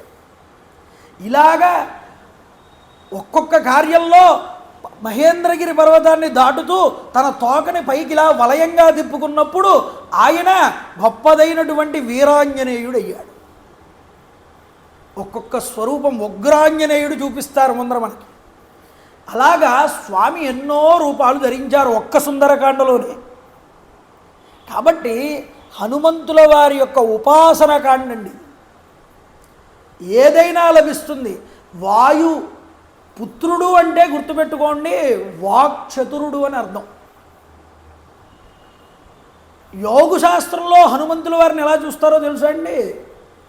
యోగంలో పరా పశ్యంతి, అలాగే వైఖరి అనేటటువంటి స్థాయిలు ఉంటాయి. మాటలు మాట్లాడేటప్పుడు మధ్యమ వైఖరి అని 4 స్థాయిలు. పరా పశ్యంతి, మధ్యమ వైఖరి అనే మాటల్లో ఈ పరా అనే శబ్దం నాభి నుంచి ప్రారంభమవుతుంది. ఈ నాభి దగ్గర నుంచి ప్రారంభమవుతున్నటువంటి పరాశబ్దాన్ని కేవలం యోగులు మాత్రమే వినగలరు.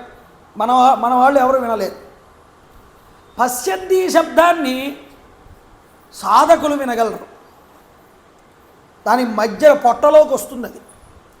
ఇక మధ్యమ అనేటటువంటిది గొంతు దగ్గరికి వచ్చి ఆగుతుందండి.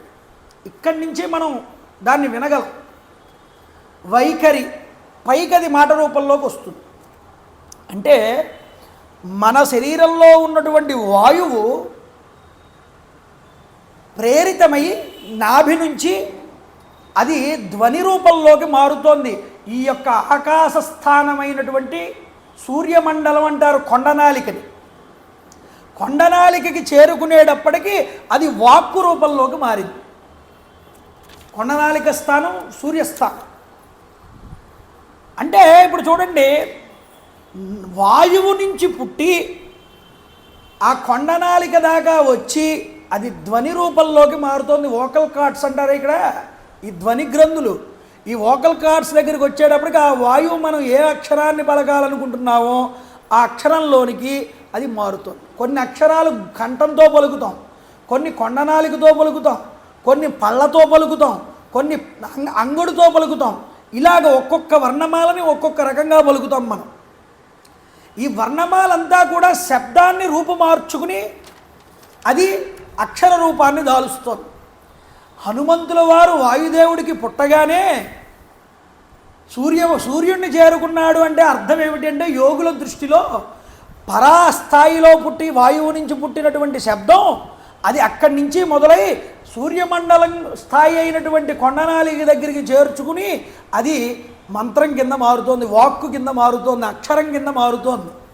అంటే శుద్ధమైన వాక్ స్వరూపమే స్వామి హనుమ. అంతటి చతురుడైన. అందువల్ల ఏమిటంటే మనలో కూడా ఆ యోగశక్తి అనేటటువంటిది మనం గుర్తించగలిగితే ఆ యొక్క స్వరూపం, ఆ తత్వం మనలో కూడా భాషిస్తుంది. అందుకని యోగులు వాళ్ళ యందు వాళ్ళే రమిస్తారు. అందుకని అక్షరస్వరూపం స్వామివారు. అందువల్ల అన్ని రూపాలుగా సుందరకాండలో ఆయన దర్శనం ఇచ్చారు. అందువల్ల స్వామి హనుమని పట్టుకుంటే చక్కటి వాక్ దాటి వస్తుంది. మంచిగా మన పిల్లలు మాట్లాడగలగాలన్నా, మంచిగా వాక్చతురత కలిగి మంచి విద్యను నేర్వాలన్నా ఎవరికైనా ఆ మాట పొదుపే కావాలండి, ఆ మాట చాతుర్యం కావాలి. ఇది హనుమ దగ్గర నుంచి వస్తుందన్నారు. ఎందుకంటే వాక్స్వరూపమే హనుమ కాబట్టి తన మాటల చేత అమ్మవారిని స్వాంతనపరిచాడు. అమ్మవారు అంటున్నారు, ఓ నాయనా వానరోత్తమ, నీ బల పరాక్రమాల్ని, వాయువేగ గమనాన్ని, అగ్ని జ్వాలల వంటి నీ అద్భుత తేజస్సుని నేను తెలుసుకున్నాను. ఇక ఉపసంహారం చేయి నీ రూపాన్ని. సామాన్య మానవుడు ఎవ్వడూ కూడా ఊహకందనటువంటి ఈ సముద్రాన్ని దాటి రాలేరయ్యా. నువ్వు వచ్చావంటేనే తెలుస్తోంది నువ్వు సామాన్యమైన వాడివి కాదని. నాయన, నేను నీతో ప్రయాణం చేసి రావడం ఎన్నటికీ యుక్తం కాదన్న అమ్మవారు. నీ వాయువేగ గమనం చాలా వేగమైనది, దాని యందు నేను తట్టుకోలేను. గమ్ముని ఆ వేగానికి నేను తొత్రపాటు పొంది సముద్రంలో పడిపోతే నా పరిస్థితి ఏమిటి? నువ్వేమో కంగారులో వెనకాల రాక్షసులు జరుగుతున్నారనే ఉద్దేశంతో వేగంగా వెళ్తావు. నేను ఎక్కడ కూర్చోవాలి? ఎలా ఉండగలను ఆ వేగానికి? పరపురుషుల్ని నేను తాకనయ్యా. రావణాసురుడు ఆ రోజు నన్ను తీసుకువెళ్ళాడు అంటే నన్ను రక్షించేవాడు ఎవరూ లేరు. రాముడు దూరంగా వెళ్ళాడు, వాడు నన్ను బలవంతంగా తీసుకువెళ్ళాడు. నేనేం చేయగలను? నన్ను నేను రక్షించుకునే స్థాయిలో లేను. కాబట్టి నాయన, రాక్షసులతో నువ్వు యుద్ధం చేస్తున్నప్పుడు ఒకవేళ వాళ్ళు నీ వెనకాల పడితే నేను భయకంపితనై వీపు నుండి జారి పడిపోవచ్చు. అప్పుడు వాళ్ళు నన్ను బంధించి మీ వానరులకి కానీ రాముడికి కానీ తెలియని వేరే ప్రదేశంలో తీసుకువెళ్ళి నన్ను బంధించవచ్చు. లేకపోతే సముద్రంలో పడిపోతే ఏ జీవరాశిలో నన్ను తినేయచ్చు. ఇది మొదలుకే మోసం వస్తుందిగా ఈ ప్రయత్నం వల్ల. వీటన్నింటినీ పక్కన పెడితే రాముడే వచ్చి రావణాసురుణ్ణి నిర్జించి నన్ను ఇక్కడి నుంచి తీసుకువెళ్ళడమే ఉత్తమమైనటువంటి మార్గం. ఎందుకు? నువ్వే అన్నావుగా రావణాసురుణ్ణి హతమారుస్తానని రాముడు శపథం చేశాడని. ఆయన శపథం నెరవేరాలి కదా. నువ్వు నన్ను తీసుకుపోతే హనుమ వెళ్ళి తీసుకొస్తే కానీ తన భార్యని కాపాడుకోలేకపోయాడు రాముడు అనేటటువంటి అపవాదు రాముడి మీద పడవచ్చు. లోకం అలా మాట్లాడుతుంది. ఏ విధంగా అయితే తన భార్యని కాపాడుకోలేక మాయకు వశమైన నన్ను తీసుకువచ్చాడో రావణాసురుడు, తాను ఏ విధంగా అయితే నన్ను కోల్పోయాడో మళ్ళీ అదే మార్గంలో వెతికి వచ్చి నన్ను తీసుకొచ్చిన రావణాసురుణ్ణి నిర్జించి నన్ను తీసుకువెళ్ళాలి. ఇదే సరి అయినటువంటి మార్గం. ఆయన స్థాయికి, ఆ రామచంద్ర ప్రభువుకి స్థాయికి తగినటువంటిది. ఓ వానర, లక్ష్మణుడితో వానర సమూహాలతో కూడి ఉన్న నా స్వామిని వెంటనే ఇక్కడికి తీసుకురా. శ్రీరాముణ్ణి తోడుకొని తీసుకురావడమే నాకు చాలా ఆనందదాయకమైనటువంటి విషయం. అప్పుడు నమస్కారం చేశాడు స్వామి హనుమ. యుక్తరూపం త్వయాదేవి భాషితం శుభదర్శనే సదృశం స్త్రీ స్వభావస్య స్వాధీనం వినయస్య చ. అమ్మా, ఓ మంగళస్వరూపిణి, ఓ సీతామాత, నీ వచనములు, నువ్వు మాట్లాడిన మాటలు సహేతుకములైనటువంటి, చక్కగా మాట్లాడావు, యుక్తియుక్తంగా మాట్లాడావు. స్త్రీ స్వభావానికి, పతివ్రత యొక్క విధానానికి తగినటువంటి మాటలన్నీ మాట్లాడావమ్మా. స్త్రీత్వం నతు సమర్థం హి సాగరం వ్యతివర్తితం మమాధిష్టాయ విస్తీర్ణం శతయోజనమాయతం. నా వీపు మీద అధిష్ఠించి విశాలమైన 100 యోజనాల పొడవు కలిగిన మహాసాగరాన్ని దాటడం అనేటటువంటిది నిజానికి ఒక స్త్రీకి భయాన్ని కలిగిస్తుంది. అందువల్ల అది అనువైనటువంటిది కాదు. నువ్వు చెప్పింది నిజమే. అందున ద్వితీయం కారణం, రెండో కారణం చెప్పావు కదా నువ్వు. ఏమిటా కారణం? యశ్చ బ్రవీషి వినయాన్వితే రామాద్ అన్యస్య నార్హామి సంస్పర్శమితి జానకి. నా భర్త అయినటువంటి రాముణ్ణి తప్ప అన్యపురుషుణ్ణి నేను ముట్టుకోను అని పలికావు కదా నువ్వు. అమ్మా, ఆ రెండవ కారణం ఓ మహాపురుషుడి యొక్క పత్ని అయినటువంటి నీకే తగును అలా మాట్లాడడం. ఆయన అంత గొప్పగా మాట్లాడతాడో చూడు. రామచంద్ర ప్రభు వారి యొక్క భార్య అనిపించుకున్నావమ్మా, ఆ మాట వల్ల నువ్వు, అది నీకే చెల్లిందన్నా. నువ్వు తప్ప ఇలాంటి మాట ఏ స్త్రీ కూడా పలకగలదు నిజానికి. ఓ దేవి తల్లి, ఇక్కడ నీ ప్రతిచర్యని, నాతో నీవు పలికిన ప్రతి వచనాన్ని, నువ్వు కనబరిచిన ప్రతి చర్యని కూడా నేను రాముడికి వెళ్ళి పూసగుచ్చినట్లు చెప్తానన్నాడు.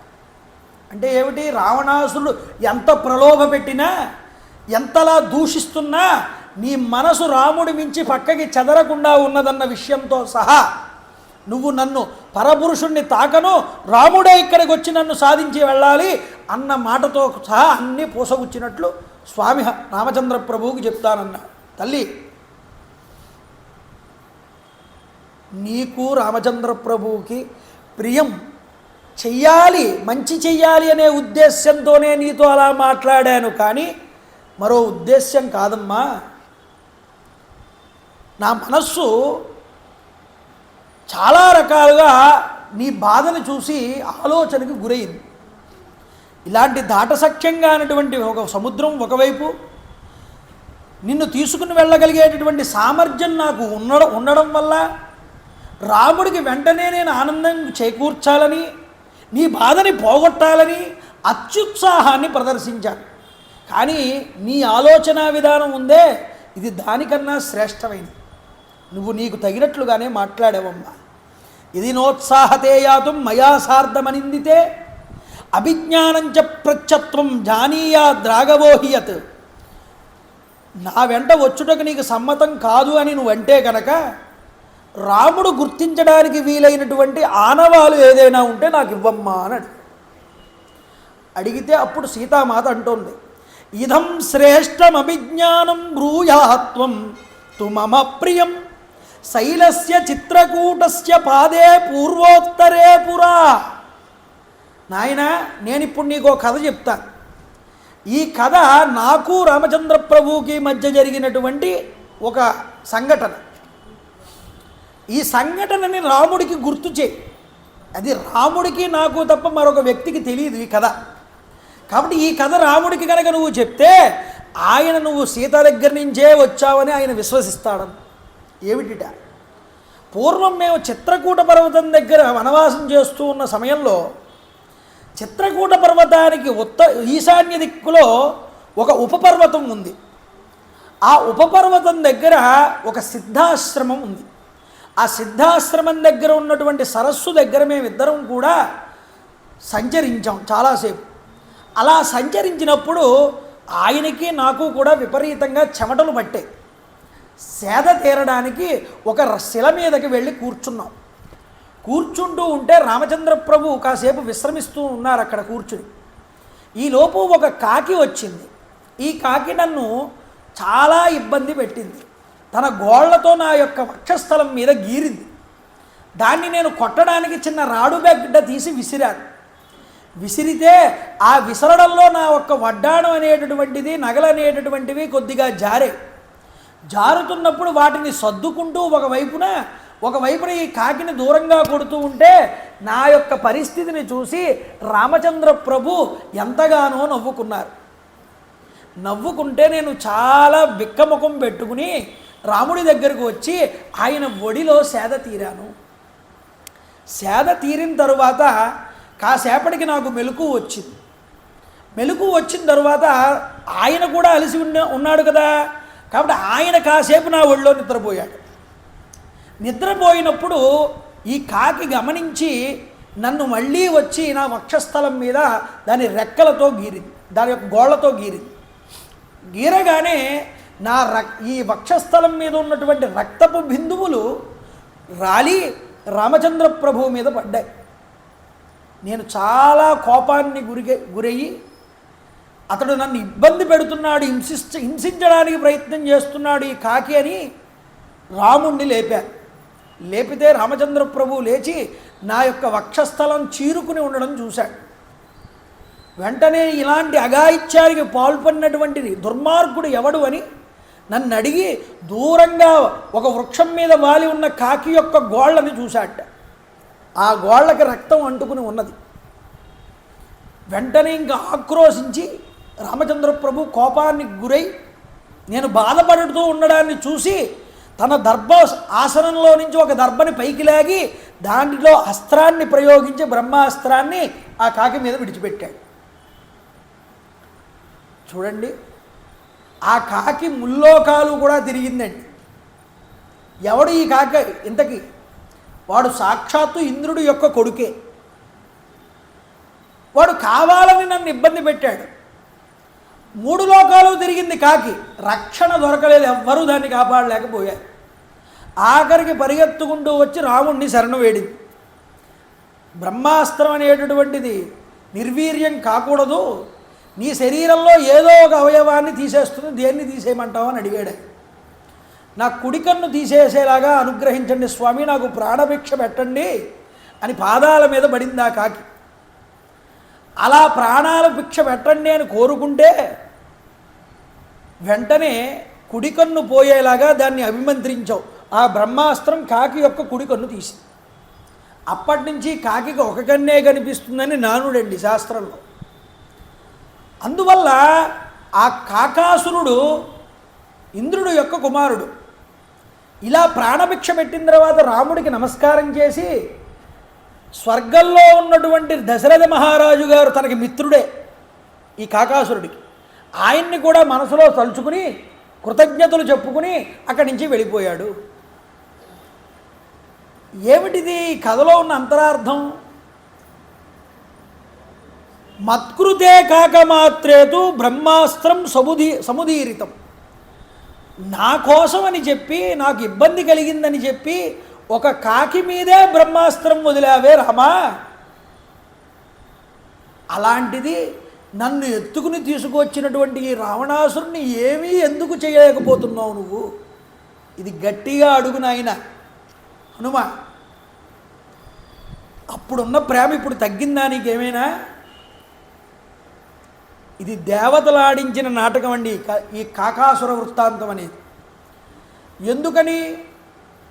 రాబోయే రోజుల్లో రామచంద్ర ప్రభు రావణాసురుడితో యుద్ధం చేయాల్సి వస్తుంది. యుద్ధం చేయాల్సి వస్తే అస్త్రము శస్త్రము రెండూ వాడాలి. కానీ రావణాసురుడు మాయావి రాక్షసుడు కాబట్టి వాడు అస్త్రంతోనే చనిపోతాడు. మామూలు శస్త్రం అనుకోండి, ఆయుధం, బల్లెము, కత్తి, లేకపోతే బాణం మొదలైనటువంటి. అస్త్రం అంటే అది కాదండి. అస్త్రం మంత్రస్వరూపము. ఆ మంత్రాన్ని నిరంతరము ఉపాసన చేస్తూ దీక్షతో ఉంటూ ఎవడైతే సదాచారాన్ని పాటిస్తాడో వాడికి మాత్రమే ఆ మంత్రం వశమవుతుంది. అది ఎప్పుడూ మననం చేస్తూ ఉండాలి. మననాత్ త్రాయతే ఇది మంత్ర. మంత్రాన్ని మననం చేయకపోతే పోతుంది, దగ్గర ఉన్నది. అది ఎప్పుడూ మననం చేస్తూ ఉన్నవాడు అప్రమత్తమై ఉన్నటువంటి సమయాల్లో కూడా ఎప్పుడూ అప్రమత్తమై ఉండాలి, జాగృతుడై ఉండాలి. ఎందుకని? వెళ్ళేటటువంటి రాజ్యం ఎలాంటిది? రావణ రాజ్యం చాలా మాయాస్వరూపం. అది రాక్షసులు రాత్రి సమయాల్లో కూడా యుద్ధం చేస్తారు. యుద్ధం చేసినప్పుడు మాయని కల్పిస్తూ ఉంటారు. ఈ మాయల్లో గమ్ముని అర్ధరాత్రి సమయాల్లో కూడా యుద్ధం చేసేటప్పుడు ఆ అస్త్రాన్ని, ఆ మంత్రాన్ని హృదయములో నిక్షేపించుకుని ఉంచుకోవాలండి.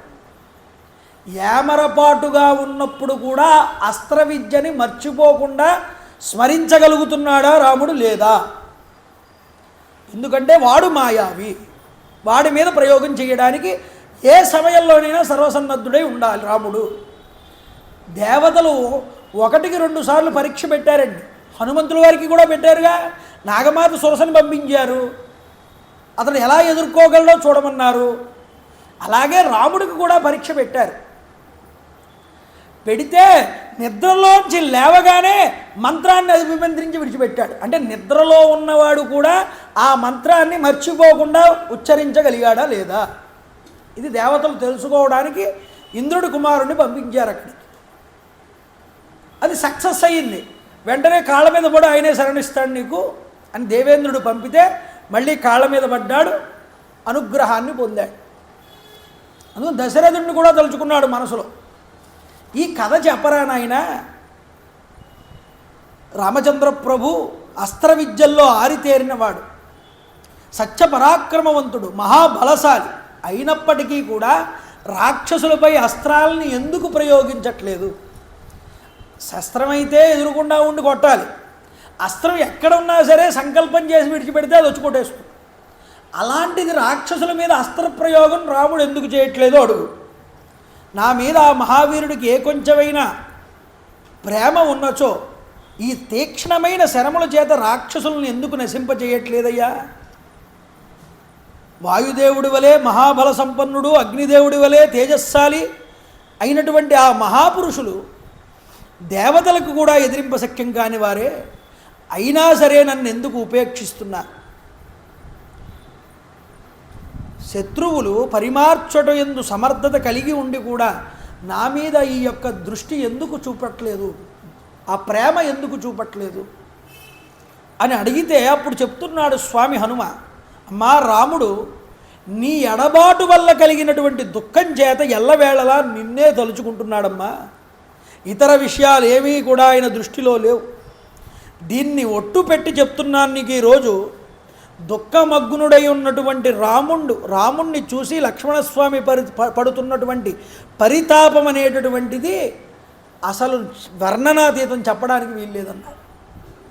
ఆయనంత బాధపడుతున్నాడు. ఎట్టకేళకి ఈరోజు నేను నిన్ను కనుగొన్నాను, ఇది దుఃఖింపదగినటువంటి సమయం కాదమ్మా, త్వరలోనే నీ దుఃఖాలన్నీ తొలగిపోతాయి, అవన్నీ నువ్వు చూస్తావు.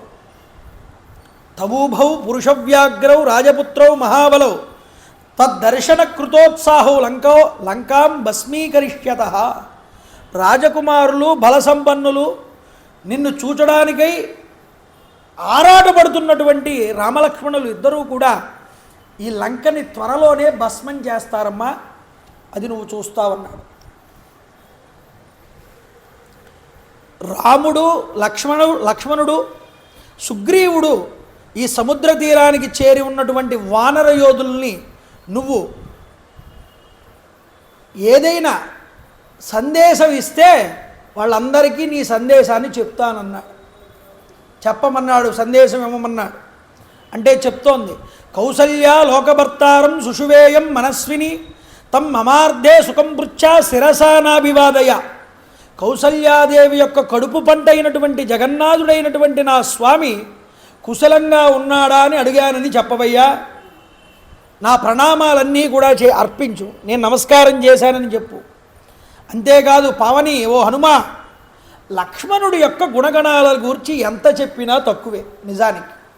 ఎందుకు అంటే అతడు అన్ని విధాలైనటువంటి భోగ్య భాగ్య వస్తువులన్నింటినీ, సుఖాలన్నింటినీ విడిచిపెట్టేసి నన్ను రాముణ్ణి అనుసరించి అరణ్యాలకు వచ్చేశాడు.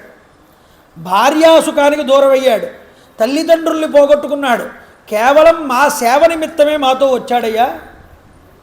దుర్లభమైన భూమండలంలో ఉన్నటువంటి ఐశ్వర్యాన్నంతటినీ వదులుకున్నాడు మా వల్ల, సుఖ జీవితానికే దూరం అయ్యాడు. శ్రీరాముణ్ణి అనుసరించి వనవాసాలకు వచ్చాడు. అతడు సోదరుడైనటువంటి రామచంద్ర ప్రభువుకి కుడిభుజల్లాగా ఉన్నాడు. వనవాస సమయంలో అనుకూలమైన సేవలన్నీ కూడా చేశాడు. సింహం వంటి భుజాలు కలిగినవాడు, దీర్ఘబాహువు, మంచి మనస్సు కలిగినవాడు, చూడడానికి ముచ్చట కొలిపేటటువంటి వాడు. శ్రీరాముణ్ణి తండ్రిగా, నన్ను తల్లిగా భావించి మమ్మల్ని ఇద్దరినీ వనవాస కాలంలో సేవించాడు. రావణాసురుడు నన్ను అపహరించి ఇక్కడికి తీసుకువచ్చిన విషయంలో ఆ మహావీరుడైనటువంటి లక్ష్మణుడు నన్ను ఇలా తీసుకువచ్చాడు రావణాసురుడు అన్న విషయాన్ని అరగడు. ఎందుకో తెలుసా, నేనే తిట్టి పంపించేశాను అతను. ఎంత బాధపడ్డాడో కదా. శక్తిశాలి, మితభాషి ఆ రాజకుమారుడు శ్రీరామచంద్ర ప్రభువుకి అత్యంత ప్రీతిపాత్రుడు. మా రక్షణ విషయంలో మామగారైనటువంటి దశరథ మహారాజు గారు ఎంత జాగ్రత్త తీసుకుంటారో, మేము అరణ్యాల్లో ఉన్నప్పుడు మా యొక్క రక్షణ యందు అంత శ్రద్ధ వహించాడు ఈ లక్ష్మణస్వామి. తాను తిట్టిన తిట్లకి పశ్చాత్తాపడి ఇప్పుడు లక్ష్మణుడి గురించి చెప్పుకుందండి. అలాంటి లక్ష్మణుడికి సందేశం ఇస్తోంది ఆవిడ. ఏమని?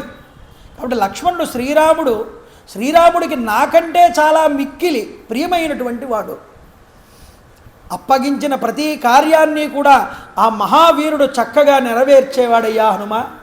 అతన్ని చూసి శ్రీరాముడు స్వర్గస్థుడైన తన తండ్రి గురించి వచ్చినటువంటి బెంగని కూడా దూరం చేసుకున్నాడు.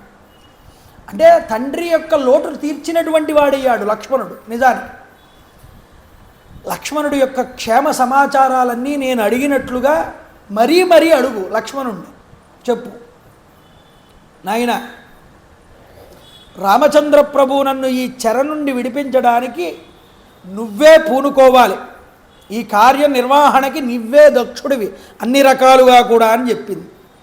ఊర్ధ్వాం మాసాన్న జీవేయం సత్యేనాహం బ్రవీమితే జీవితం ధారయిష్యామి మాసం దశరథాత్మజా. ఇక 1 నెలకి మించి ఎక్కువగా బ్రతకనని చెప్పు నాయన నొక్కి. ఎందుకంటే ఈ 1 మాసమే ప్రాణాలతో ఉంటాను. శ్రీరాముడికి పదే ఈ విషయం నొక్కి చెప్పాలి. నెల ముగిసిన తర్వాత 1 క్షణం కూడా నేను బ్రతికుండను.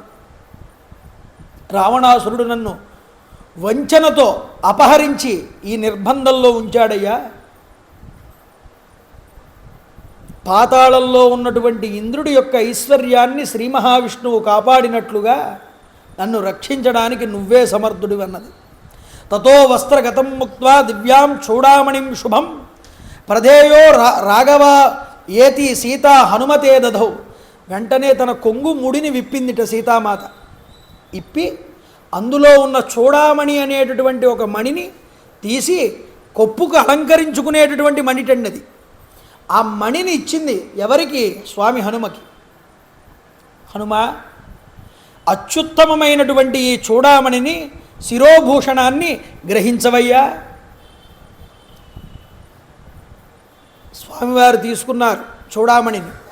దానిని వేలుకు తొడుక్కున్నట్టండి స్వామి హనుమ. భద్రపరుచుకున్నాడు. సీతాదేవికి నమస్కరించాడు, ప్రదక్షిణ చేశాడు, పక్కకు వెళ్ళి నిలబడ్డాడు. సీతాదేవిని దర్శించడం వల్ల మహదానందాన్ని పొందాడు స్వామి హనుమ. శారీరకంగా అతడు ఇచ్చటనే ఉన్నా మనసుతో ఎప్పుడో రామచంద్ర ప్రభు దగ్గరికి వెళ్ళిపోయాటండి. వెంటనే వెళ్ళాలి. సీతమ్మ చెప్పిన అన్ని విషయాలు రాముడికి చెప్పాలి, రాముడిని వెంటనే ఇక్కడికి తీసుకురావాలి అనే ఆతృత పెరిగింది స్వామి హనుమకి. సీతాదేవి శిరమునందు అలంకృతమైన అమూల్యమైన ఈ చూడామణిని తీసుకుని ఇప్పటి వరకు ఊగిసలాటకులోనే ఉన్నటువంటి అతడు ఎలా ఈవిని ఓదార్చాలి, రాముడి దగ్గరికి ఏ విషయం ఎలా తీసుకువెళ్ళాలని ఆలోచిస్తూ ఉన్న హనుమకి ఒక తిరుగు ప్రయాణానికి ఒక మార్గం దొరికి స్వస్థత చిత్తుడయ్యాడు. హనుమ, ఈ మణి కనుక నువ్వు రాముడికి కనుక చూపిస్తే ఆయన వెంటనే గుర్తుపడతాడు. ఎందుకో తెలుసా? మణిం దృష్ట్వాతు రామో వై త్రయాణం సంస్మరిష్యతి.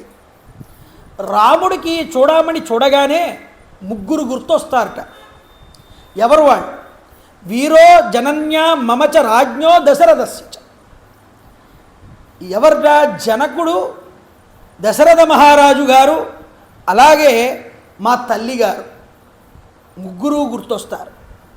ఎందుకు అంటే నా వివాహ సమయంలో మా తల్లిగారు నా తండ్రి మా యొక్క మామగారి సమక్షంలో నాకు ఇది అలంకరించింది. రాముడు అప్పుడు అక్కడ ఉన్నాడు, వీళ్ళ 3 సమక్షంలో ఈ చూడామణిని నాకు ఇచ్చినప్పుడు. స భూయస్వాం సముత్సాహే చోదితో హరిసత్తమ. కాబట్టి వెంటనే అతడు నిన్ను విశ్వసిస్తాడు రాముడు. హనుమ, మరలా ఉత్సాహాన్ని పొందినవాడవై కార్యసిద్ధికి అనంతర కార్యక్రమాన్ని ఏం చెయ్యాలో ఆలోచించవయ్యా అని సీతామాత చెప్పి ఒక మాట అంటోందండి. రాముడు హనుమంతుణ్ణి పంపించినప్పుడు, అయ్యా నేను మొత్తం నీ మీదే ఆధారపడి ఉన్నానన్నాడు.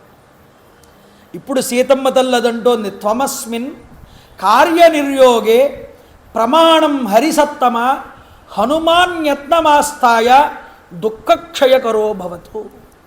హనుమ, ఈ కార్యనిర్వహణ చెయ్యడానికి నువ్వే తగినవాడివి. నాయనా నడుము బిగించవయ్యా, నా దుఃఖాలన్నింటినీ తొలగించడానికి పూనుకోవయ్యా స్వామి హనుమా అంటోంది సీతామాత స్వామి హనుమని.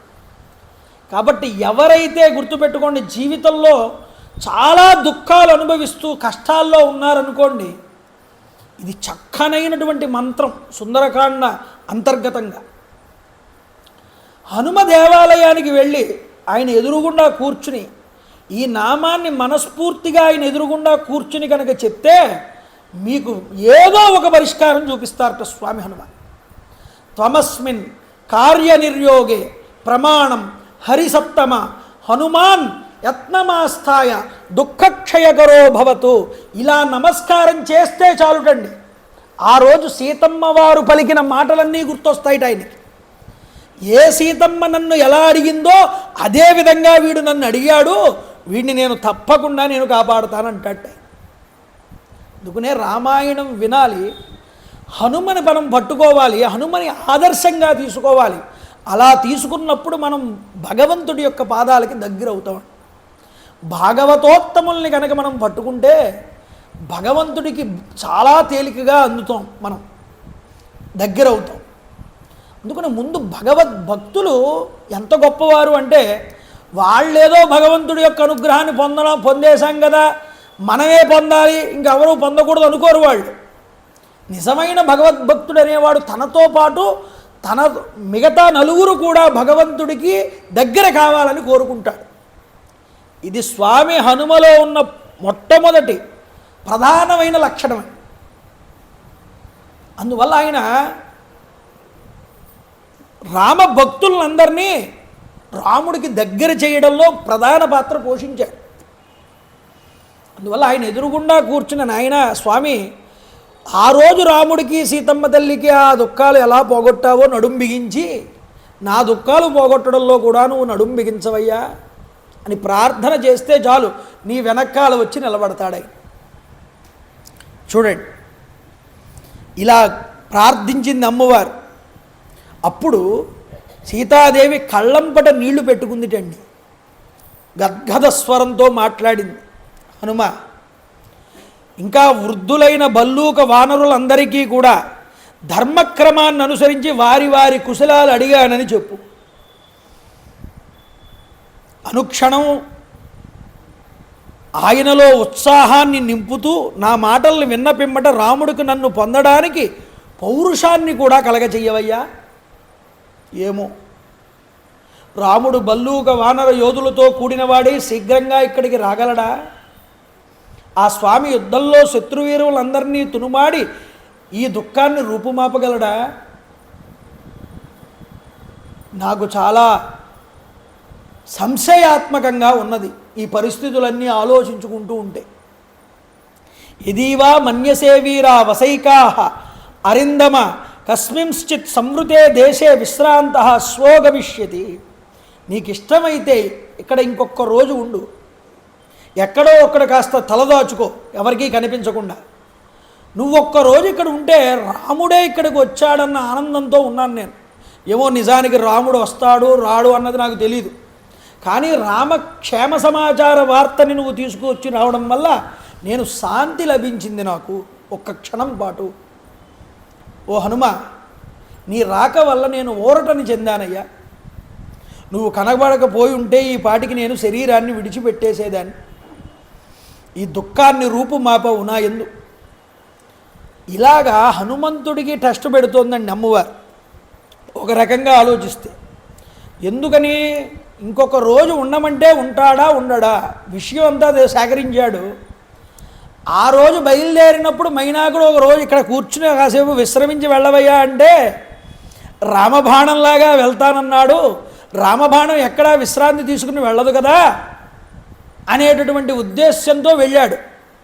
మరి ఈరోజు సీతమ్మ సందేశాన్ని అలా తీసుకువెళ్ళి చేరవేస్తాడా, నేను ఉండమంటే ఇక్కడ ఆగుతాడా అని ఉద్దేశంతో అడిగింది ఆయన హనుమంతుల వారు.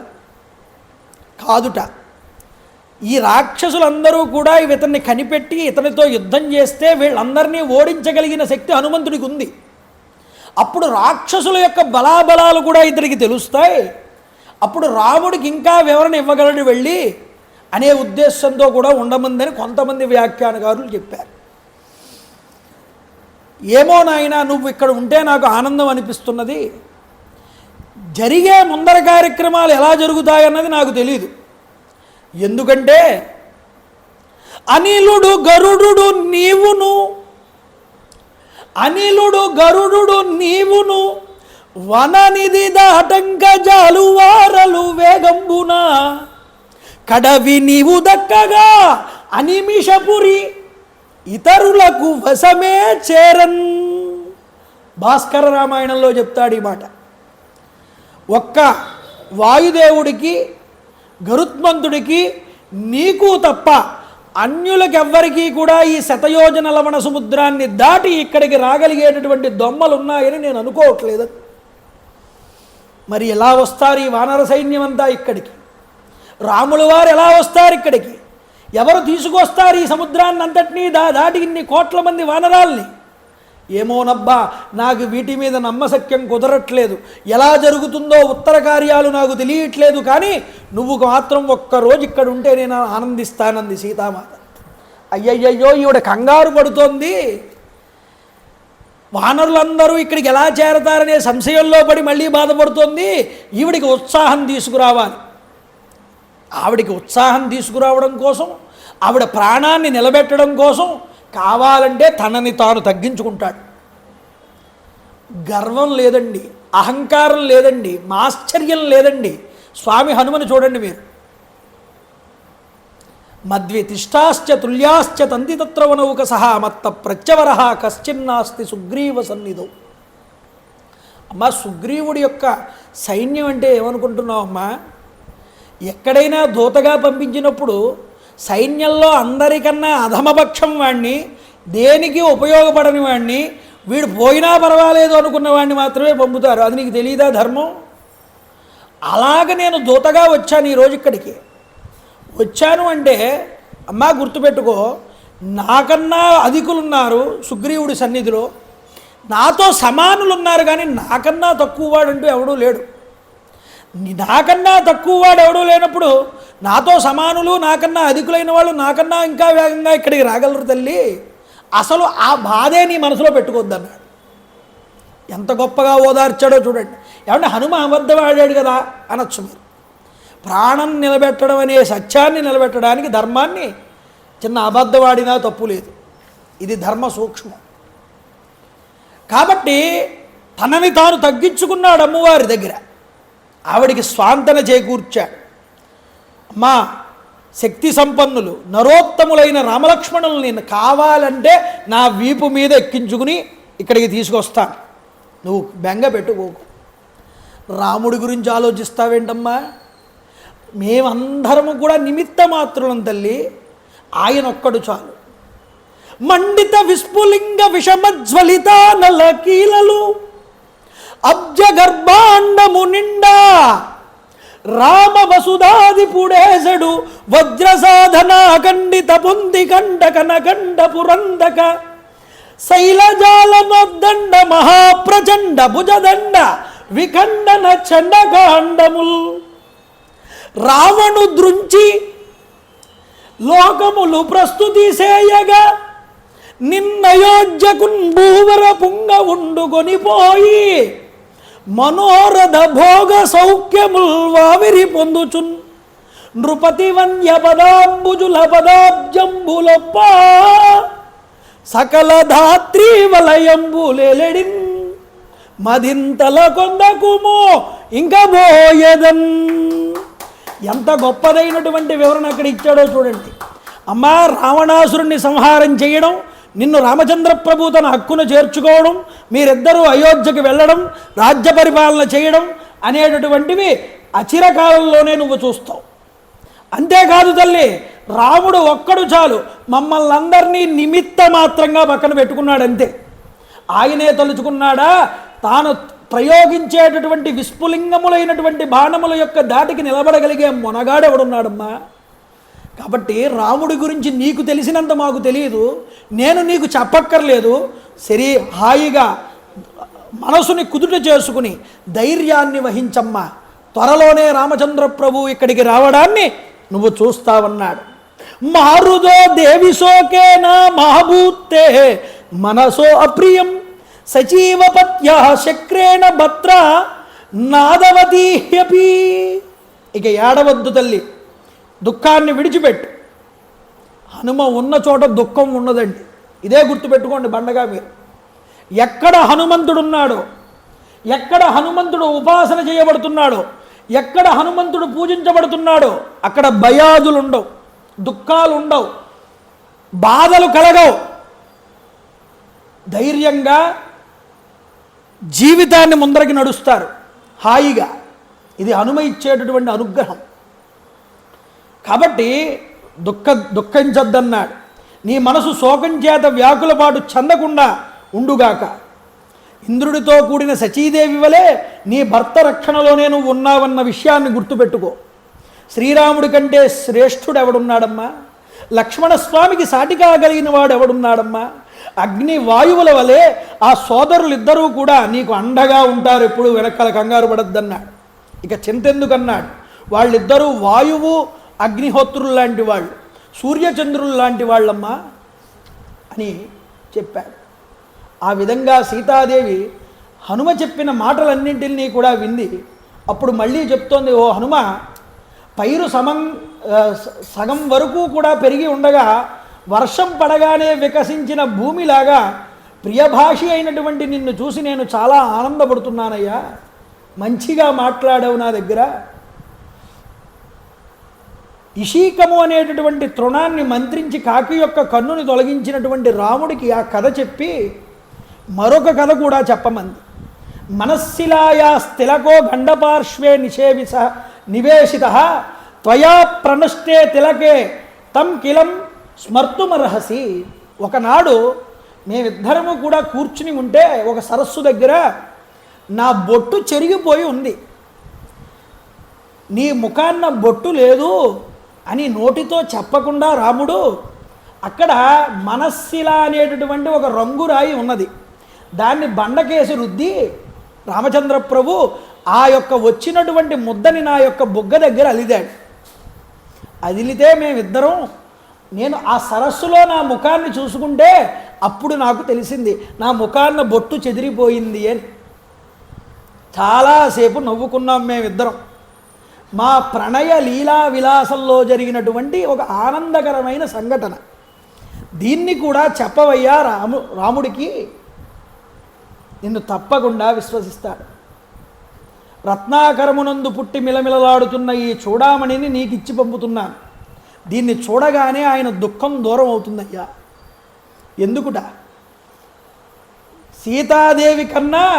సీతాదేవి కన్నా ముందు ఎప్పుడూ ఈ చూడామణినే చూసేవాట రాముడు. ఎందుకు? లేవగానే ఉదయం పొద్దున్నే భర్తగా ఆవిడ నమస్కారం చేసేది కాళ్ళకి నమస్కారం చేయడానికి ఇలా ఒంగోగానే మొట్టమొదటి తలకి అలంకరించుకున్న ఈ చూడామణిని చూసేవారు స్వామివారు.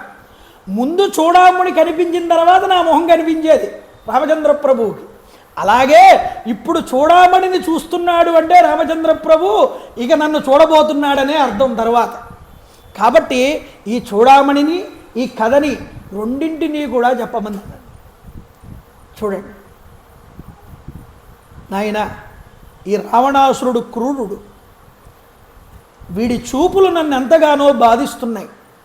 నువ్వు రావడం ఆలస్యమైతే గనక ఒక్క క్షణం కూడా ప్రాణాలతో నేను ఉండలేనని చెప్పింది. రాముడు నీ శోకంలో మునిగి సుఖభోగాలకి విముఖుడై ఉన్నాడు, ఇది సత్యం అని శపథపూర్వకంగా తెలుపుతున్నానని మళ్ళీ స్వామి హనుమ చెప్పాడు అమ్మవారి. అమ్మా, ఎట్టకేళకు నీవు నాకు కనబడ్డావు, ఇది శోకించవలసిన సమయం కాదు. ఇక ఈ క్షణం నుండి నీ దుఃఖం దూరమైనట్లు నువ్వు భావించు. రామలక్ష్మణులు దుర్మార్గుడైన రావణాసురుణ్ణి బంధుమిత్ర పరివార సమేతంగా రణభూమికి బలి ఇచ్చి నిన్న అయోధ్యా నగరానికి తీసుకువెళ్తారు అని హనుమంతుడు రాజకుమారి అయిన సీతాదేవికి ఈ సందేశాన్ని అందించి ఆవిడ దగ్గర నుంచి సందేశాన్ని పుచ్చుకుని కృతార్థుడై సంతోషంతో పొంగిపోయి తర్వాత చెయ్యవలసినటువంటి కార్యం గురించి ఆలోచించాడు. ఇంకా వెళ్ళడానికి సిద్ధపడ్డాడు. అమ్మవారి దగ్గర సెలవు తీసుకున్నాడు. తీసుకుని అల్పశేషమిదం కార్యం దృష్ట్యేయమసితే క్షణ త్రీణుపాయానతిక్రమ్య చతుర్దైవ దృశ్యతే. సీతాదేవిని దర్శించాను, గుర్తు కూడా తెచ్చాను. ఇక రావణాసురుడి యొక్క అభిప్రాయం కానీ వాడి యొక్క ఆలోచన విధానం కానీ తెలుసుకోకుండా వెళ్ళిపోతే సాధారణ దూతనైపోతా. దూతకి అప్పగించిన పని పూర్తి చేసిన తరువాత ఇంకా ఎక్కువ పనిగైనా పూర్తి చేస్తే అది దోషం ఏం కాదు, అతడు గొప్ప దూతగా ఖ్యాతి వహిస్తాడు. కాబట్టి సామ దాన భేద దండోపాయాల్లో ఇక దండనం మాత్రం మిగిలి ఉందనుకున్నాడు స్వామి హనుమ. వీడి రాక్షసుల బలాబలాలు ఏమిటో కూడా గుర్తించి రావణాసురుడికి చెప్పవలసిన 4 మంచి మాటలు చెప్పి అప్పుడు నేను రాముడి దగ్గరికి వెళ్ళడం ఉచితం అనుకుని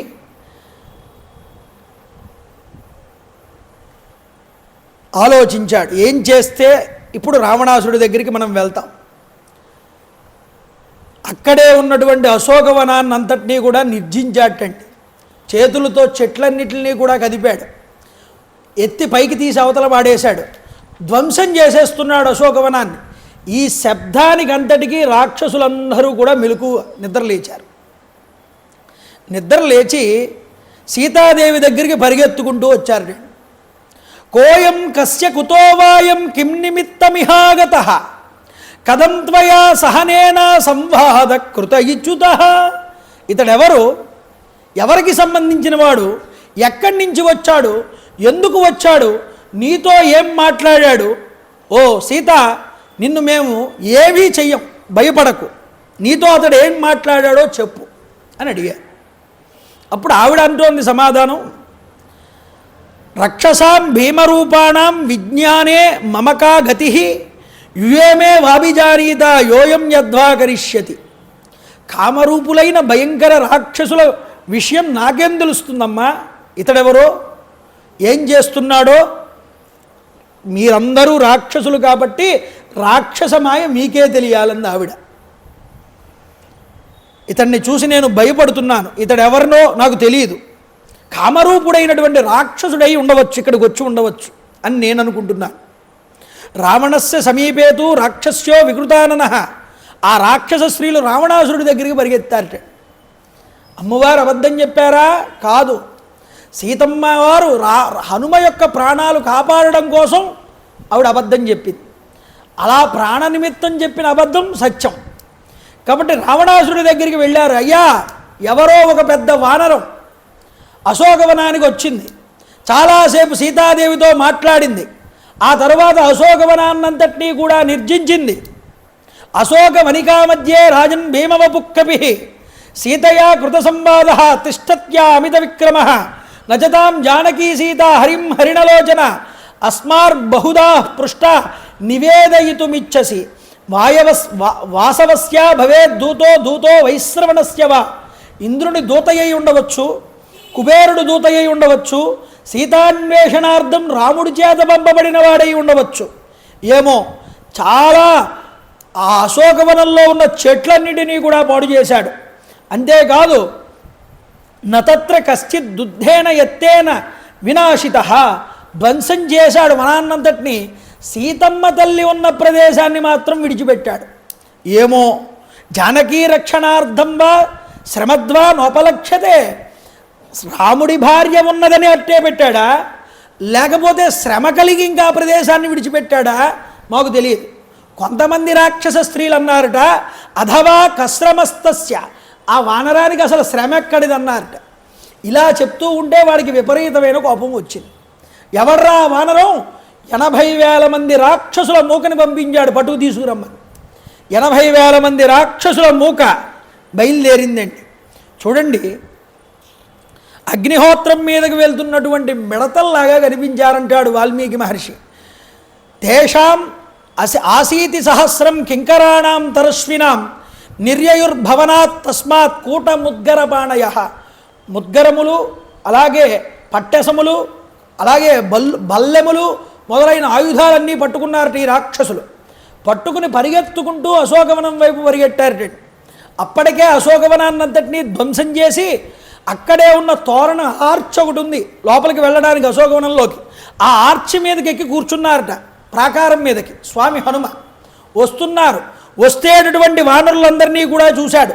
ఒక్కసారి నేల మీదకి దూకాట. దూకి చెప్తున్నాడు ఆయన గురించి ఒక్కసారి. హనుమానపి తేజస్వి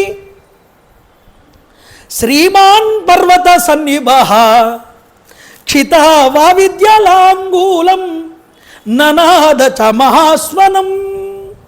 తోకని ఒక్కసారి గిరగిరా తిప్పి నేలకేసి కొట్టాట స్వామి హనుమ. చూడండి, ఆ శబ్దానికి ఆకాశంలో ఎగిరేటటువంటి పక్షులు మూర్ఛిల్లి భూమి మీద పడిపోయాయి.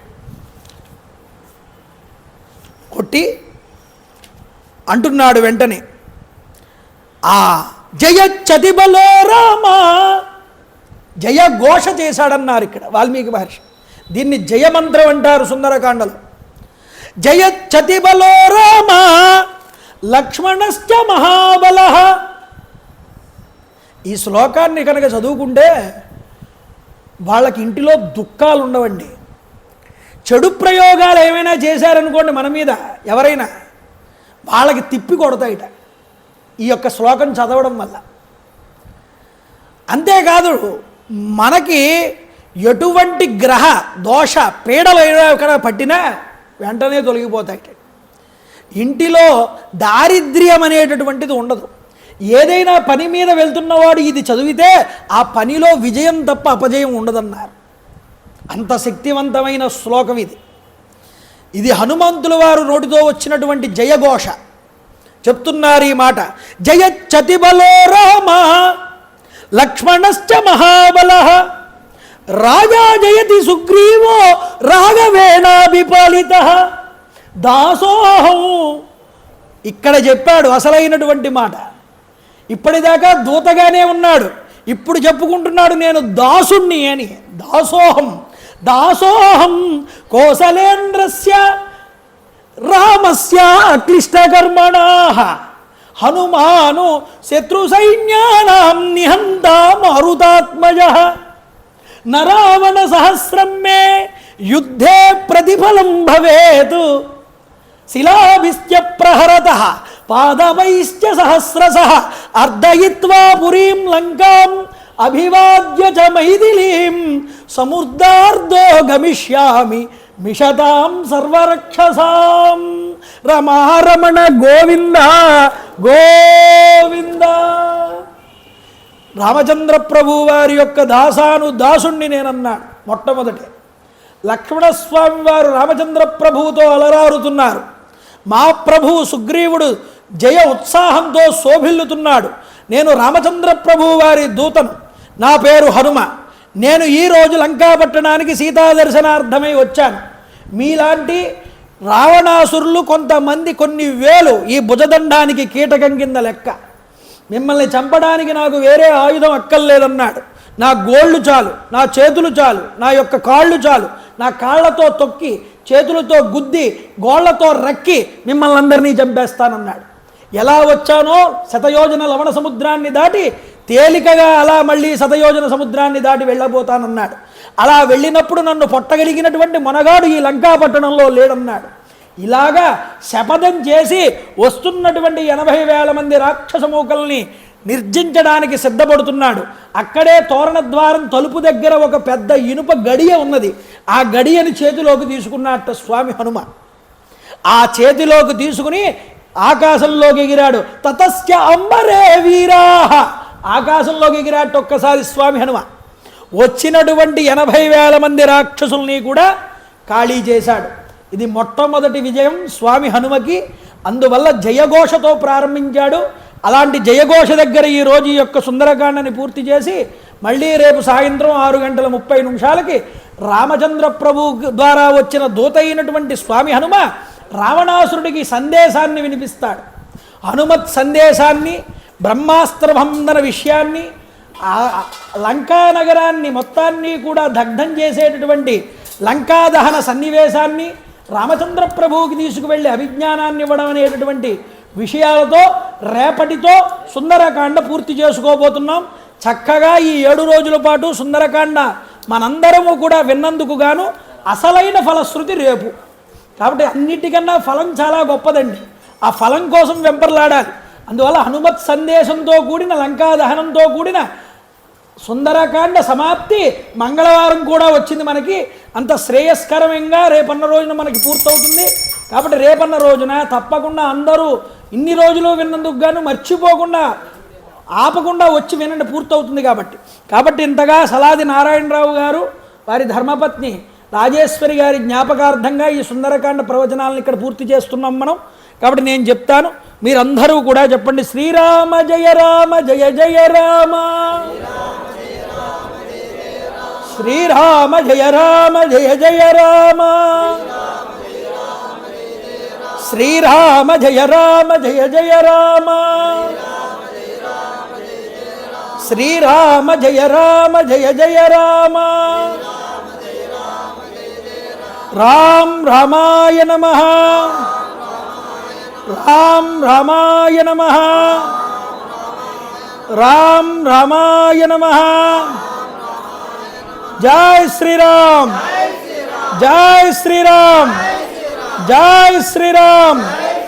రామభక్త హనుమాన్ కి, రామభక్త హనుమాన్ కి, రామభక్త హనుమాన్ కి.